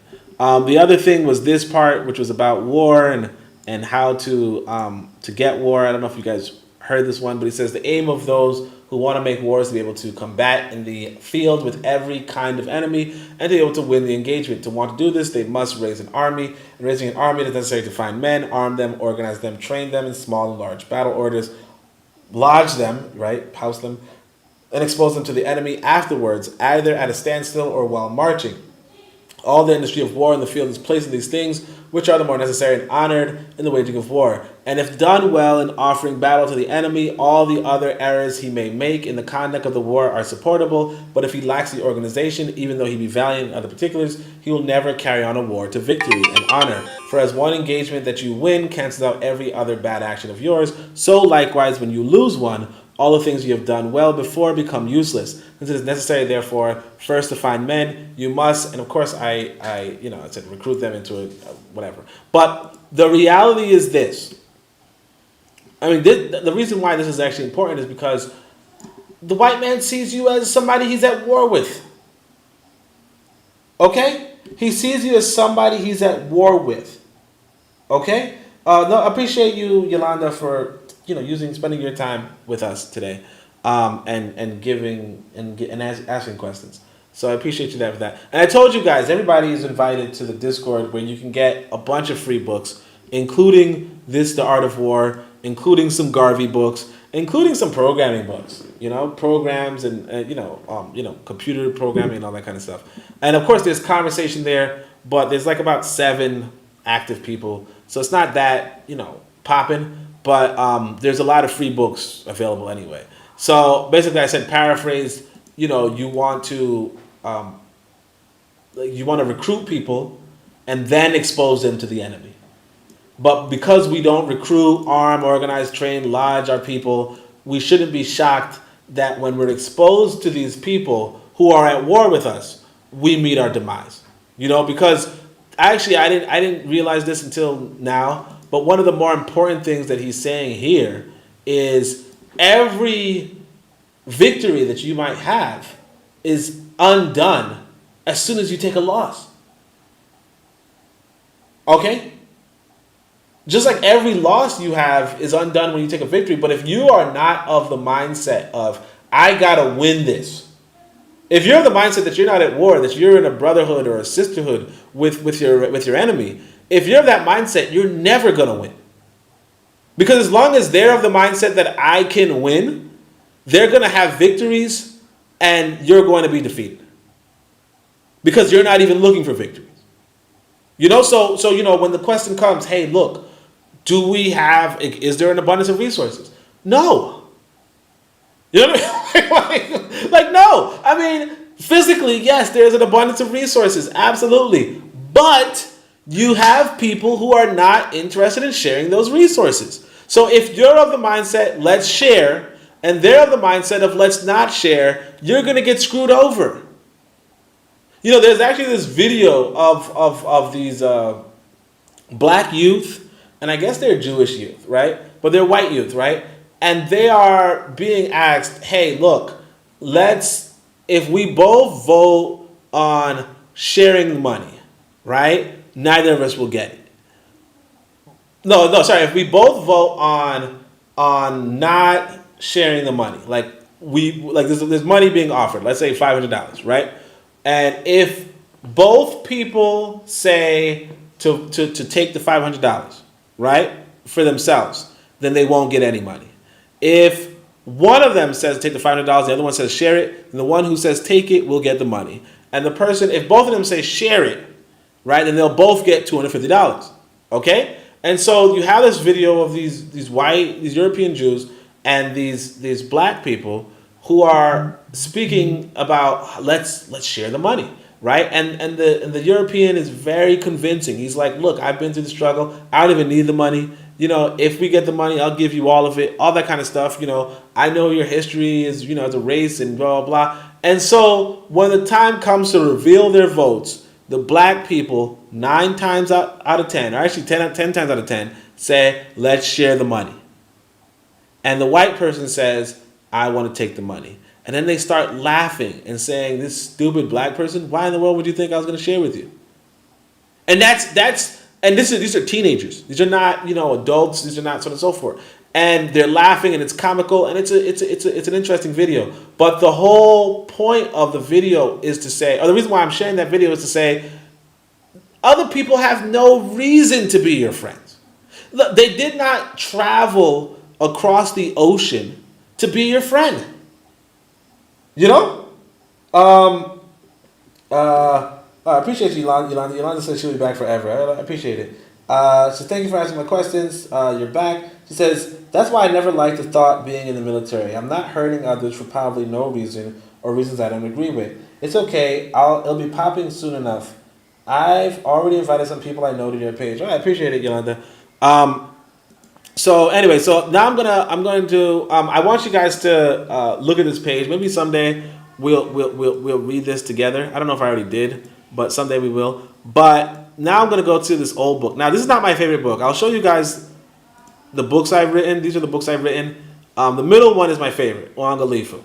But if you were to look at the order in which I wrote them, I think I wrote Zubiri first, then the Pro-Black Compendium, then the Book of Power, then let me show you. Zubiri, can I undo? Okay, Zubiri first. Then I wrote the Pro-Black Compendium.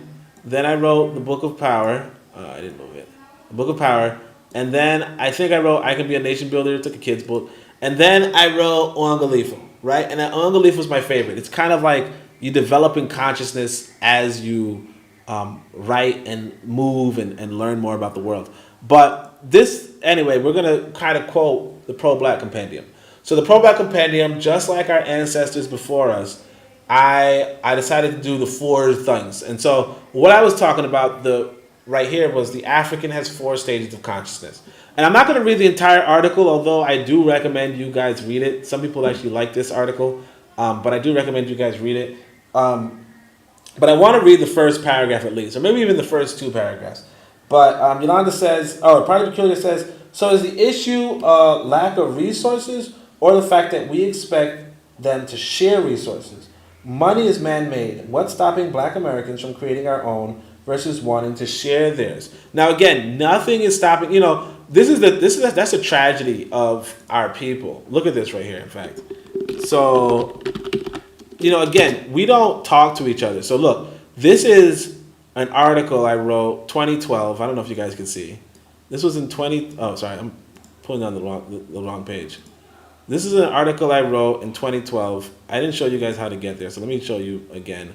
You go to newsletter archives. I don't know if you guys can see. You go to newsletter archives, then you search currency. Okay? You search currency, and then you click on how to print your own money, right? And then you would scroll down. And what I want to say is that you can kind of see the date, July 5th, 2012. Okay?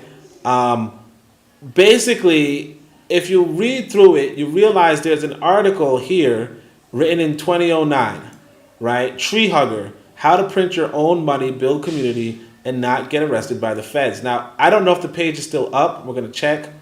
It is not still up, okay? But basically, I decided to quote it because it was important. And he says, this is the article. He says, if you go to Ithaca, there is, and this is New York, right? So the sister said she was in New York. There's a city not too far from her where they use this thing called Ithaca Hours. And basically, it was founded in 1991, and they have a currency that's original hour-based currency that's like equivalent to $10, and they use it in Ithaca. Now, they say it has about 600 members who have about $100,000 worth, or whatever. Then you have in Toronto, they have Toronto dollars. Now, again, that's not the United States, but you know the Ithaca Hours kind of shows you that it can be done, that it is done in the United States. But either way, you have the Toronto dollar, so on and so forth. Then you have the real dollar in Lawrence, Kansas, begun in 2000. Real dollar, which stands for Realizing Economic Alternatives in Lawrence, and you know they issue in $1, $3, and $10. Pictures of local Lawrence celebrities, so on and so forth. And they have that. Then you have the Berkshires in Western Massachusetts that was launched in 2006. And it says everyone benefits from using Berkshires. Consumers benefit from receiving 10%, so on and so forth. Basically, long story short, I was kind of interested in that, whatever, was it 10 years ago, 13 years ago? But yeah, people are doing shit. There's nothing stopping you, and it kind of goes back into what we're going to talk about in regards to the 4 stages of African consciousness. Okay? That is that there is a stage of African consciousness where we're just not doing anything. We're just not organizing. We're just not doing anything. Our maker says the issue is we expect them to share. They come from scarcity mindset. We come from an abundance mindset. Exactly. We're meeting them. We're not seeing them for what they are. You know. I think one of the speeches I one time had was about a tiger. You know, if you have a tiger in your bedroom, it doesn't matter what the tiger is doing. You're gonna say, "This is a tiger in my bedroom. I'm in trouble. I'm in danger." But you gotta realize Wazungu's more dangerous than a tiger. You know, he killed more people than a tiger has. You know, if you guys pay attention to Wazungu, they're a threat in themselves. But so anyway, these are the Africans has 4 stages of consciousness. So this is my book right here. But I don't really recommend this book anymore, but it's pretty good. It's like a beginner friendly book. You know, all the books kind of graduate in terms of, you know, like concepts wise. So this is kind of a beginner book. But he says the Askari stage, which differs little from Africa's enemies, the Eurasian, the activist stage, which ineffectually seeks reform among Eurasian people, the astute stage, which recognizes Africa's Great War, but does not organize to participate in an impactful way, and the Oncobia stage, which ranks among the protectors, healers, and hunters of African people. Of these stages, only the Oncobia are fit for African leadership. So I guess this is actually better written in the other books, where it kind of says, you know, you have the Askari. Basically, you have people who are doers, who do things, and people who say things. Okay? And then there are people who are pro-black and people who are pro-white. And so the Askari is kind of, they're doers, but they're pro-white. Okay? And those are the political class in Africa at this point, right? Then you have the activists who don't really do anything. They talk a lot, but they are pro-white. Okay? And then you have the astute stage, which is pro-black, pro-African, but they're not really doing anything. Because you want people who are doing stuff. And then you have the Oncobia stage, which is whatever. So I think I'll just read the first paragraph, which is, the lowest is the Askari stage, the Eurasianized stage. This African self-conception is a melanated Eurasian. They operate as Eurasians to the best of their abilities and judge others as individuals, fitting the Eurasians' individualist thinking. You see? This stage is the Eurasian's favorite, as all Eurasian warfare is based on deception. All warfare is based on deception. Okay? That's a quote from Sun Tzu. All warfare is based on deception. So when people are lying to you, they're kind of engaging in war with you, in a sense. So, and judged individually, a Eurasian can undermine an African's problem-solving skills. Here are the countless masses who do nothing against Eurasians as a class, the miseducated type whose connection to people is relationally exclusive. The Eurasian elevates the stage and offers the biggest breadcrumbs to the most depraved among them, soldiers in the Eurasian army and workers in the Eurasian systems of labor who neither rock the boat nor raise their voices are the main Askari. The Askaris are emulators of the Eurasian way. So again, you kind of see I used to talk a little highfalutin, and as they are unsuited for the African organization, their organizations are usually weak families or territorial gangs. So you got the gangbangers, obviously, forever in competition with other territories over land which belongs to neither of them, right? You know, we talk about the scarcity mindset, right? You know, we have today black people fighting black people over land that doesn't even belong to them. The stage is the result of years of Eurasianized and Eurasian influence and isn't easily advanced to higher stages, but it can be done. And then, you know, of course, we go into the whole article. But I actually think that later books, like maybe even the Book of Power, maybe I could probably pull that up. But the Book of Power was another book where we talked about these 4 stages, and like really you want to separate what was I'm just typing in, what was it called? Askari versus activists, right? Let's see if I can find activists inside the Book of Power.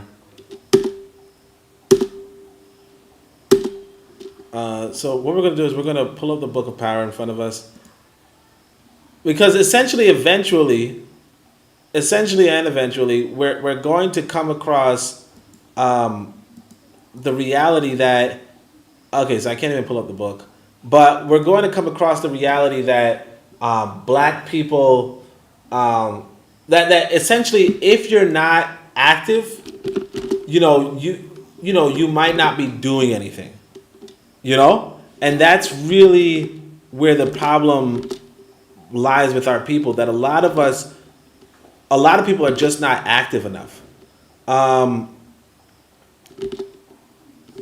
Yeah, so I don't even know if I even have a quote for it. But that's pretty much actually the entirety of the podcast, unless somebody has something else to say. So again, I appreciate everybody. Yolanda said she'll be back forever, so that's really, really cool, really dope. Because I was actually going to give up on podcasting, so I'm not saying I won't, but I'll probably delay that a little bit. But Yolanda says, it's okay, I'll be popping soon enough. I've already invited some people I know to your page, so I appreciate that. Probably Peculiar says, so the issue, so Afrodam says, in London, there was a Brixton pound, yep. Probably Peculiar says, you are spot on. They create and control their resources so they can tell us resources are scarce. Instead of creating our own, we are fighting to get us Harriet Tubman on their money, exactly. Afrodam says, it was not made by blacks, but by whites who were socialist leaning. Yeah, I mean, that's the thing. Anybody could make them. It's just a question of, are we willing to do that? Are we willing to do that? Because remember, there are tons of African countries that have their own currency. And it's only a matter of, are you willing to circulate that currency among your people? Because even I could go to Kenya, which is right next to Tanzania, and you can't use the Kenyan dollar, even though it's worth more, in Tanzania. Now, if Tanzanian people wanted to, they could exchange Kenyan dollars. Like some people would accept U.S. dollars in Tanzania. Right? Like, there's a thing. You can do that. It's just a question of, are you willing to use an alternative currency? And if you are willing, then, like they say, put your money where your mouth is. Because you could always just use Tanzanian shillings. You could always use Kenyan dollars. You could always use Ugandan dollars. You could always use, monopoly money. You could do whatever you want. It's only the question of, will you do it? Are you willing to do it? Because it's risky, and are you willing to take that risk? And if you are, like they say, risk and rich can be related, but also, you got to remember that sometimes people, I'm not going to tell you that nobody's ever screwed over another person. Because white people screw over white people too. Psychological manipulation is essential to any form of warfare. Yeah, all of warfare is based on deception. And the full quote from Sun Tzu is along the lines of, if you are far, let the enemy think you're near. If you're near, let the enemy think that you're far. If you are many in number, let them think that you're small in number. If you're small in number, let them think that you're many in number. Like, you want the person to be misled. Because again, if you're small in number and you make them think that you are large in number, they're going to move a large force to counteract your large force. Now, when you show up with only like 5 people, sure, those 5 people, those 5 people can escape easily, and then they move that large force from somewhere that you really wanted to attack. You see what I'm saying? Or if they think that you're far, they're going to go to sleep, and then you're going to wake them up with a bayonet. Or if they think that you're close, they're going to be prepared and standing up, waiting there, and then when they meet you in a battle, they're going to be tired. You have to deceive the other person. You don't fight fair. That's the whole point. When you talk about sharing and, hey, aren't there enough resources for all of us? Yes, that's fighting fair. I was actually listening to this white boy. He's playing this video game, because I like video games. I want to program a game, right? He's talking about when he's picking fights in the video game, he wants the unfair advantage. He doesn't want the one-on-one. He doesn't want a fair one. Okay? Go on. Probably Peculiar says, it's also important to note that mindset can evolve depending on individual consciousness. It's a scientific concept of neuroplasticity, a.k.a. rewiring the brain. Exactly. There's not too much. We don't really know why white people are like that. We don't know. Some people, for instance, am I still on the YouTube page? Yeah. Some people, like Chekonte Job, believed it was based off of their economics, their economy, right? So you have the 2 cradle theory, right? Job's 2 cradle theory. So you have this. This was, so again, I would say that the problem is that they're European, I don't know, but Job's 2 cradle theory is that there were 2 cradles of civilization. There was the southern cradle, where there's an abundance of vital resources. It was sedentary agricultural, matriarchal, emancipation of women, territorial, xenophiliac, which means they love people, they're cosmopolitan. And then there's the northern cradle, the Greek model, which actually did have a bareness of resources. They were nomadic hunters, they were pirates, they were patriarchal, they were debasement of women, enslavement of women, they were xenophobic, they were parochial, and that's what Chegon to Job thinks. Some other people think differently. Some people think that melanin has a quality that can make us a little bit more like this southern cradle. Some people think that, one of the problems with them is that they have this Neanderthal gene, which the Neanderthals were this warlike people. Some people think, and this is very important, like for instance, one of the things that I used to believe was maybe they lived in the cold environment. For those of you who don't know, if you go to sleep when it's cold, you might wake up with nightmares. And so therefore, people who are in a winter or snowy environment will have a lot more nightmares. And I don't know if you guys had nightmares, but a lot of those nightmares make you think, did my brother actually do that? Did my cousin do this? Did my wife actually, you get xenophobic, you get suspicious, you get so on and so forth. We don't know. You get pessimistic. We do not know why white people are like this. However, from ancient times, we observed white people like this. Okay? So I don't know if I can't pull up the book. I wish I could pull up the book. But there's this book. I wish I could okay, here it goes. I wish I could pull up this book. I just pulled it up. There is, what's this guy's name? Merikare. Okay, so one of the most important people you want to know is Keti Yasaba, right? And his instructions of Merikare. And what he says is, lo, the miserable Eurasian. Now, guys, I want you to understand who Merikare is. Okay? Merikare is from way back. Okay, this is before we knew of anybody. Like before anything. This was one of the earliest pieces of writing in human history. Okay? Like legit. Okay? Or one of the oldest surviving, basically pre-civilization. Okay? He says, lo, the miserable Eurasian. He is wretched because of the place he is in. Short of water, bare of wood, its paths are many and painful because of mountains. He does not dwell in one place. Food propels his legs. He fights since the time of Heru. We were talking about Heru, right? Not conquering nor being conquered. He does not announce the day of combat. He's not honorable. He doesn't say, we're going to fight at 5 o'clock. No, like a thief who darts about a group. The Eurasian is a crocodile on the shore. It snatches from a lonely road, but it cannot siege from a populous town. So this was back in the day. Black people were saying, hey, you know what? These Europeans, we think that they are like this because they do actually come from a people who had scarcity. Okay? Because they do actually come from a people who had scarcity, we believe the Europeans are like this. Okay? Now, maybe they had scarcity because they destroyed their environment. We don't know. But absolutely, when Proudly Peculiar says, hey, these people have a scarcity mindset, they have a culture going way back before any of us knew anything, right? And I want to show you guys who Keti Yasaba is. Now, of course, I can't remember the number. I think Keti the 7th, right? I want to show you guys who that is to show you just how far back in antiquity this goes. And I think this is really important for our sister. So that's the reason why I want to go over it with you guys. But let me just look up Merikare. Okay. So Merikare, yeah. Ancient Egyptian pharaoh from the 10th dynasty. Okay? The 10th dynasty who lived towards the end of the first intermediate period. Purportedly inspired by the teachings of his father. So the 10th dynasty of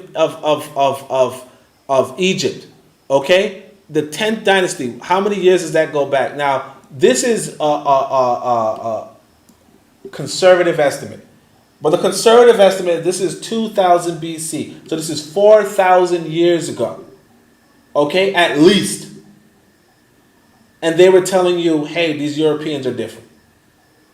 You see what I'm saying? So our sister Yolanda is like, hey, look, I think these Europeans are just like us. We don't. No, our ancestors going back 4,000 years minimum were telling their children, watch out for those Europeans.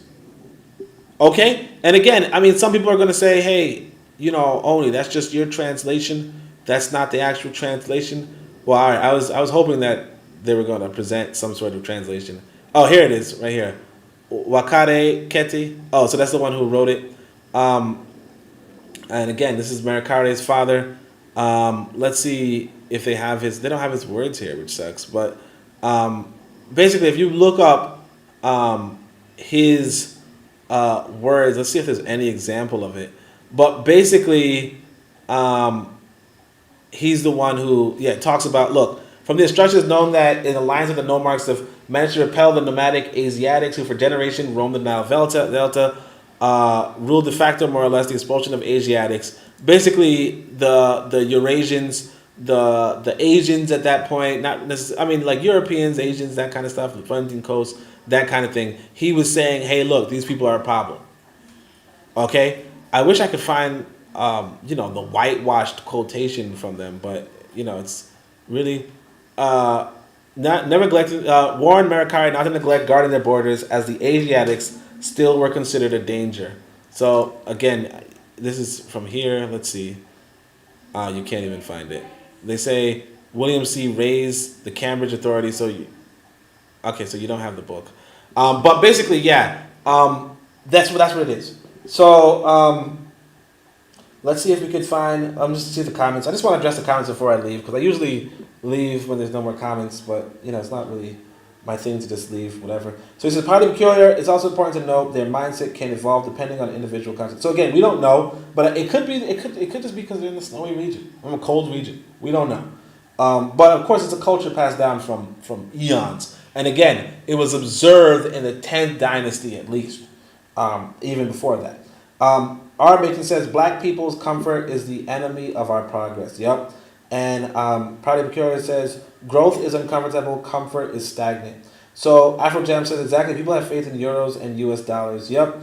Proudly Peculiar says, money only has value because we, the people, collectively agree to its assigned value. And that's the thing. It's like but that's the thing. You have to put your money where your mouth is, in the sense of you have to say to yourself, okay, let's exchange a different currency. And the thing is this, like I said, other people have currencies. Other people have, like in Tanzania, they use Tanzanian shillings. In Kenya, they use Kenyan shillings. In Uganda, they use whatever they use in Uganda. In Ghana, they use Ghanaian CDs. You can buy these. You can buy them and exchange them among your people and buy and sell goods among your people. Now, granted, in America, they do require that you have U.S. dollars in circulation. But that's another thing altogether. So he says, money has value because we, the people, accept and so forth. Some of these countries should outlaw the use of U.S. dollars by civilians to reduce the circulation of that money. Yeah, I mean, you really can't use it, but, again, you can't really police everybody, you know what I mean? Yolanda Volsi says, no, they're definitely different. I actually asked a friend yesterday, why are they so mad? All I could come up with is some type of inferiority complex. Yeah, they are different. They are different, and people have to come to terms with that. Proudly Curious says, I think they lack the connection to source, soul, spirit, etc. No self-awareness. They have an animalistic, warlike consciousness state of mind. They still have a caveman mentality. Yeah, and it's winning for them. There's this book called Might is Right, Might Makes Right. It's actually a pretty good read. But basically, they are just saying, hey, look, at the end of the day, it's with force that you can rule. So it's like, regardless of their issue, you have to say to yourself, how can I become mightier than them? Because again, I want you guys to realize that there was a time when Africans were mightier than Europeans. This was like one of my favorite, where is it? I can't even find maybe it's the longevity. So yeah, I was talking about the secret to African longevity, and I quoted this, I think it's Herodotus. In the history of Herodotus, he talks about the ancient Ethiopians and how at some point some European spy came to them, right? So when Cambyses had resolved to send the spies forthwith, so on and so forth, and they found that he was a spy, and they said, hey, look, just be lucky that we don't want to take your land. Okay? And they showed him they handed him a bow and said, until you can pull this bow, right? Like we can. Don't worry about, until you can, like right here it is. He says, perceiving that they had come as spies, spoke to them as this. He says, that when the Persians draw their bows of equal size as mine, as easily as I do, then he should march against the long-lived Ethiopians, provided that he is superior in number. But until that time, he should feel gratitude to the gods that they did not put into the mind of the sons of Ethiopians to acquire another land in addition to their own. So he's like, look, we as Ethiopians, we have good land and all that kind of stuff, and we're super strong too. And this is how we were. This is Herodotus recording this, not us. And here's the thing. One of the most interesting things about this is that at this point in time, the Africans, the reason why they call them long-lived Ethiopians, they lived, a greater number of them reached the age of 120 years old. Okay? Their secret was their food was boiled flesh and they drank milk. And they asked the Europeans how long they lived, and they said like 80 years was the longest that they would live, the Persians. So it's not even like these are like weird, exaggerated numbers. It's more like, people back in the day used to take care of themselves. And what's interesting is this: if you actually know even U.S. history, I think this was pretty interesting. But even in U.S. history, this was it. There's this guy. What was his name? I can't remember his name, but he used to record. So, for instance, when he went to this other guy, he went to the Mutapa Empire, Great Zimbabwe, and he said it was common this was in 1586. It was common for the people of Great Zimbabwe to live to be 90 and 100 years. And what was interesting is this: so in America, even despite the enslavement of African people, like according to the census data in America, there were more black centenarians than white centenarians. So if you look up the census data in 1900, there were 837 Europeans who reached the age of 100 or over, and at that time there were 2,553 Africans, right, black people, right? When you have 1910, you have 764 to 2,675, and in 1920 it was 1,168 to so on and so forth. So obviously over time, black people had started to get shorter lifespans. But even like during Garvey's time, you had a lot of black people who reached the age of 100, at least. So he says even looking at 1830, it was 531 Europeans to 2,120 Africans. And again, this was during our enslavement, which is really fascinating. So again, this is just the U.S. Census data, but the person who was writing about it was. I wish I knew. I wish I had a good memory still, but I remember there was a particular brother who pointed out this thing. He's like a Jamaican guy. He wrote the 100 Amazing Facts About the Negro. So I think this was one of the 100 amazing facts about the Negro. But anyway, let's just see. There's so many comments, which is cool, but also I'm surprised, right? I'm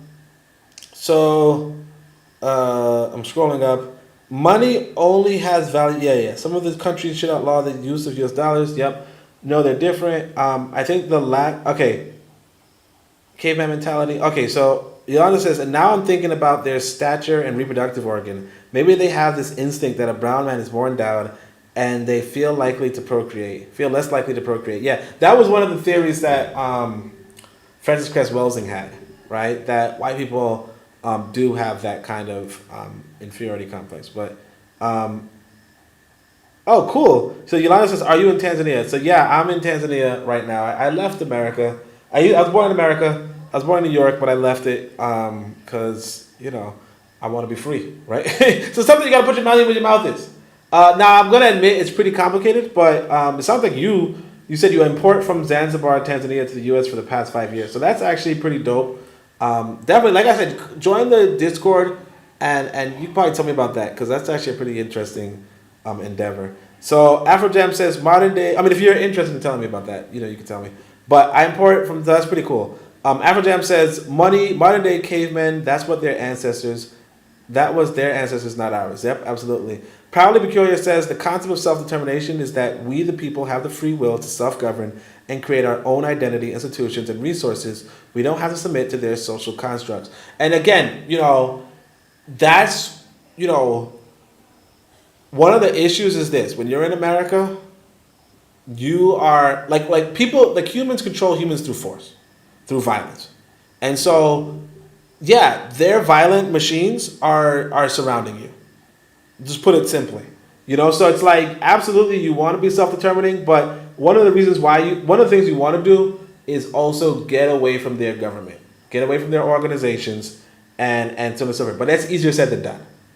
That's easier said than done. So Yolanda says, it's likely they skipped ahead in time with body and not mind and spirit. My goodness, yeah. They're cavemen in ways of spirit.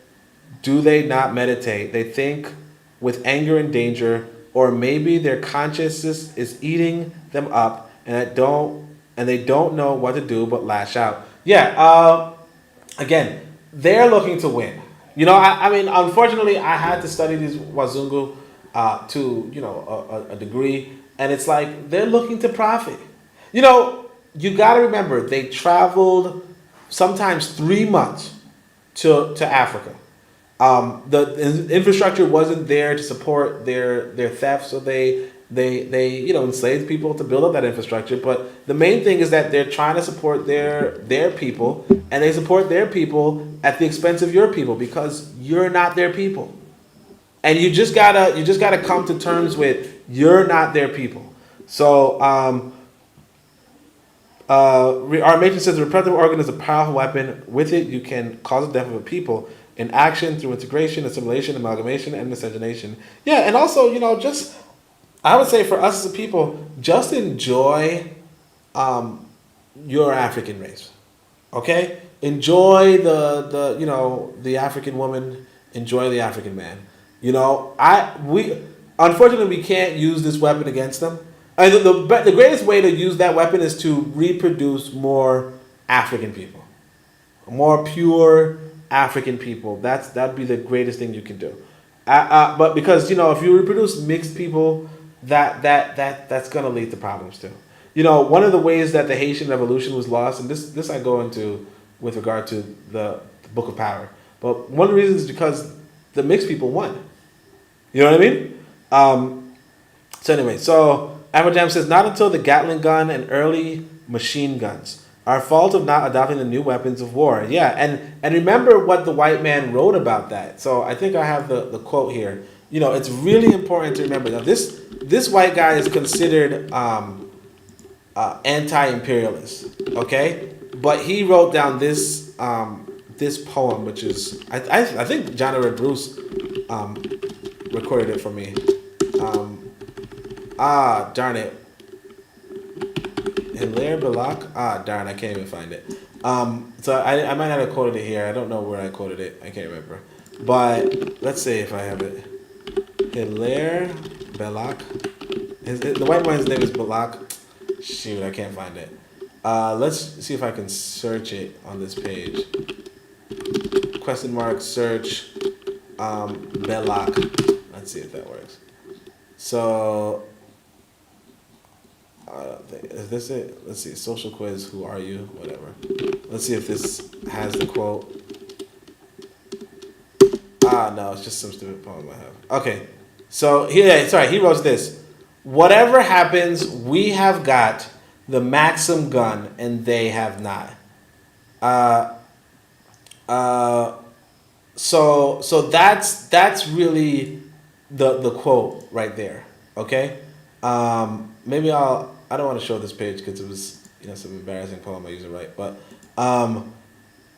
basically, yeah, Hilaire Belloc, he was allegedly an anti-imperialist, one of those quote unquote good white folk. But what he wrote in the poem to criticize imperialism was, this is the attitude that white people had, which is, whatever happens, we have got the Maxim gun and they have not. So they would sell you weapons, but they wouldn't sell you this technology. And of course, you see this when it comes to nuclear weaponry and all that kind of stuff. Like, they are trying to actively prevent other people from rising. And there's a reason for that, actually. Let me show you guys this. Going back to the collected. This is the guy Darwin. Okay, Darwin's grandson. He wrote down. So this is Darwin's grandson in the book The Next Million Years. I think I got this from Dr. Ben. He wrote this. But he says, the average skin color of the human race will get darkened. Furthermore, economic and military power in Africa and Asia will wrest the leadership from Europe. So this is I don't know why I wrote Sir, but this is Darwin's grandson, right? He's a scientist in his own right, who he says the Europeans, now this was a long time ago, guys, right? The Europeans predicted that the African and the Asian will rise in military and economic power and take the leadership from Europe.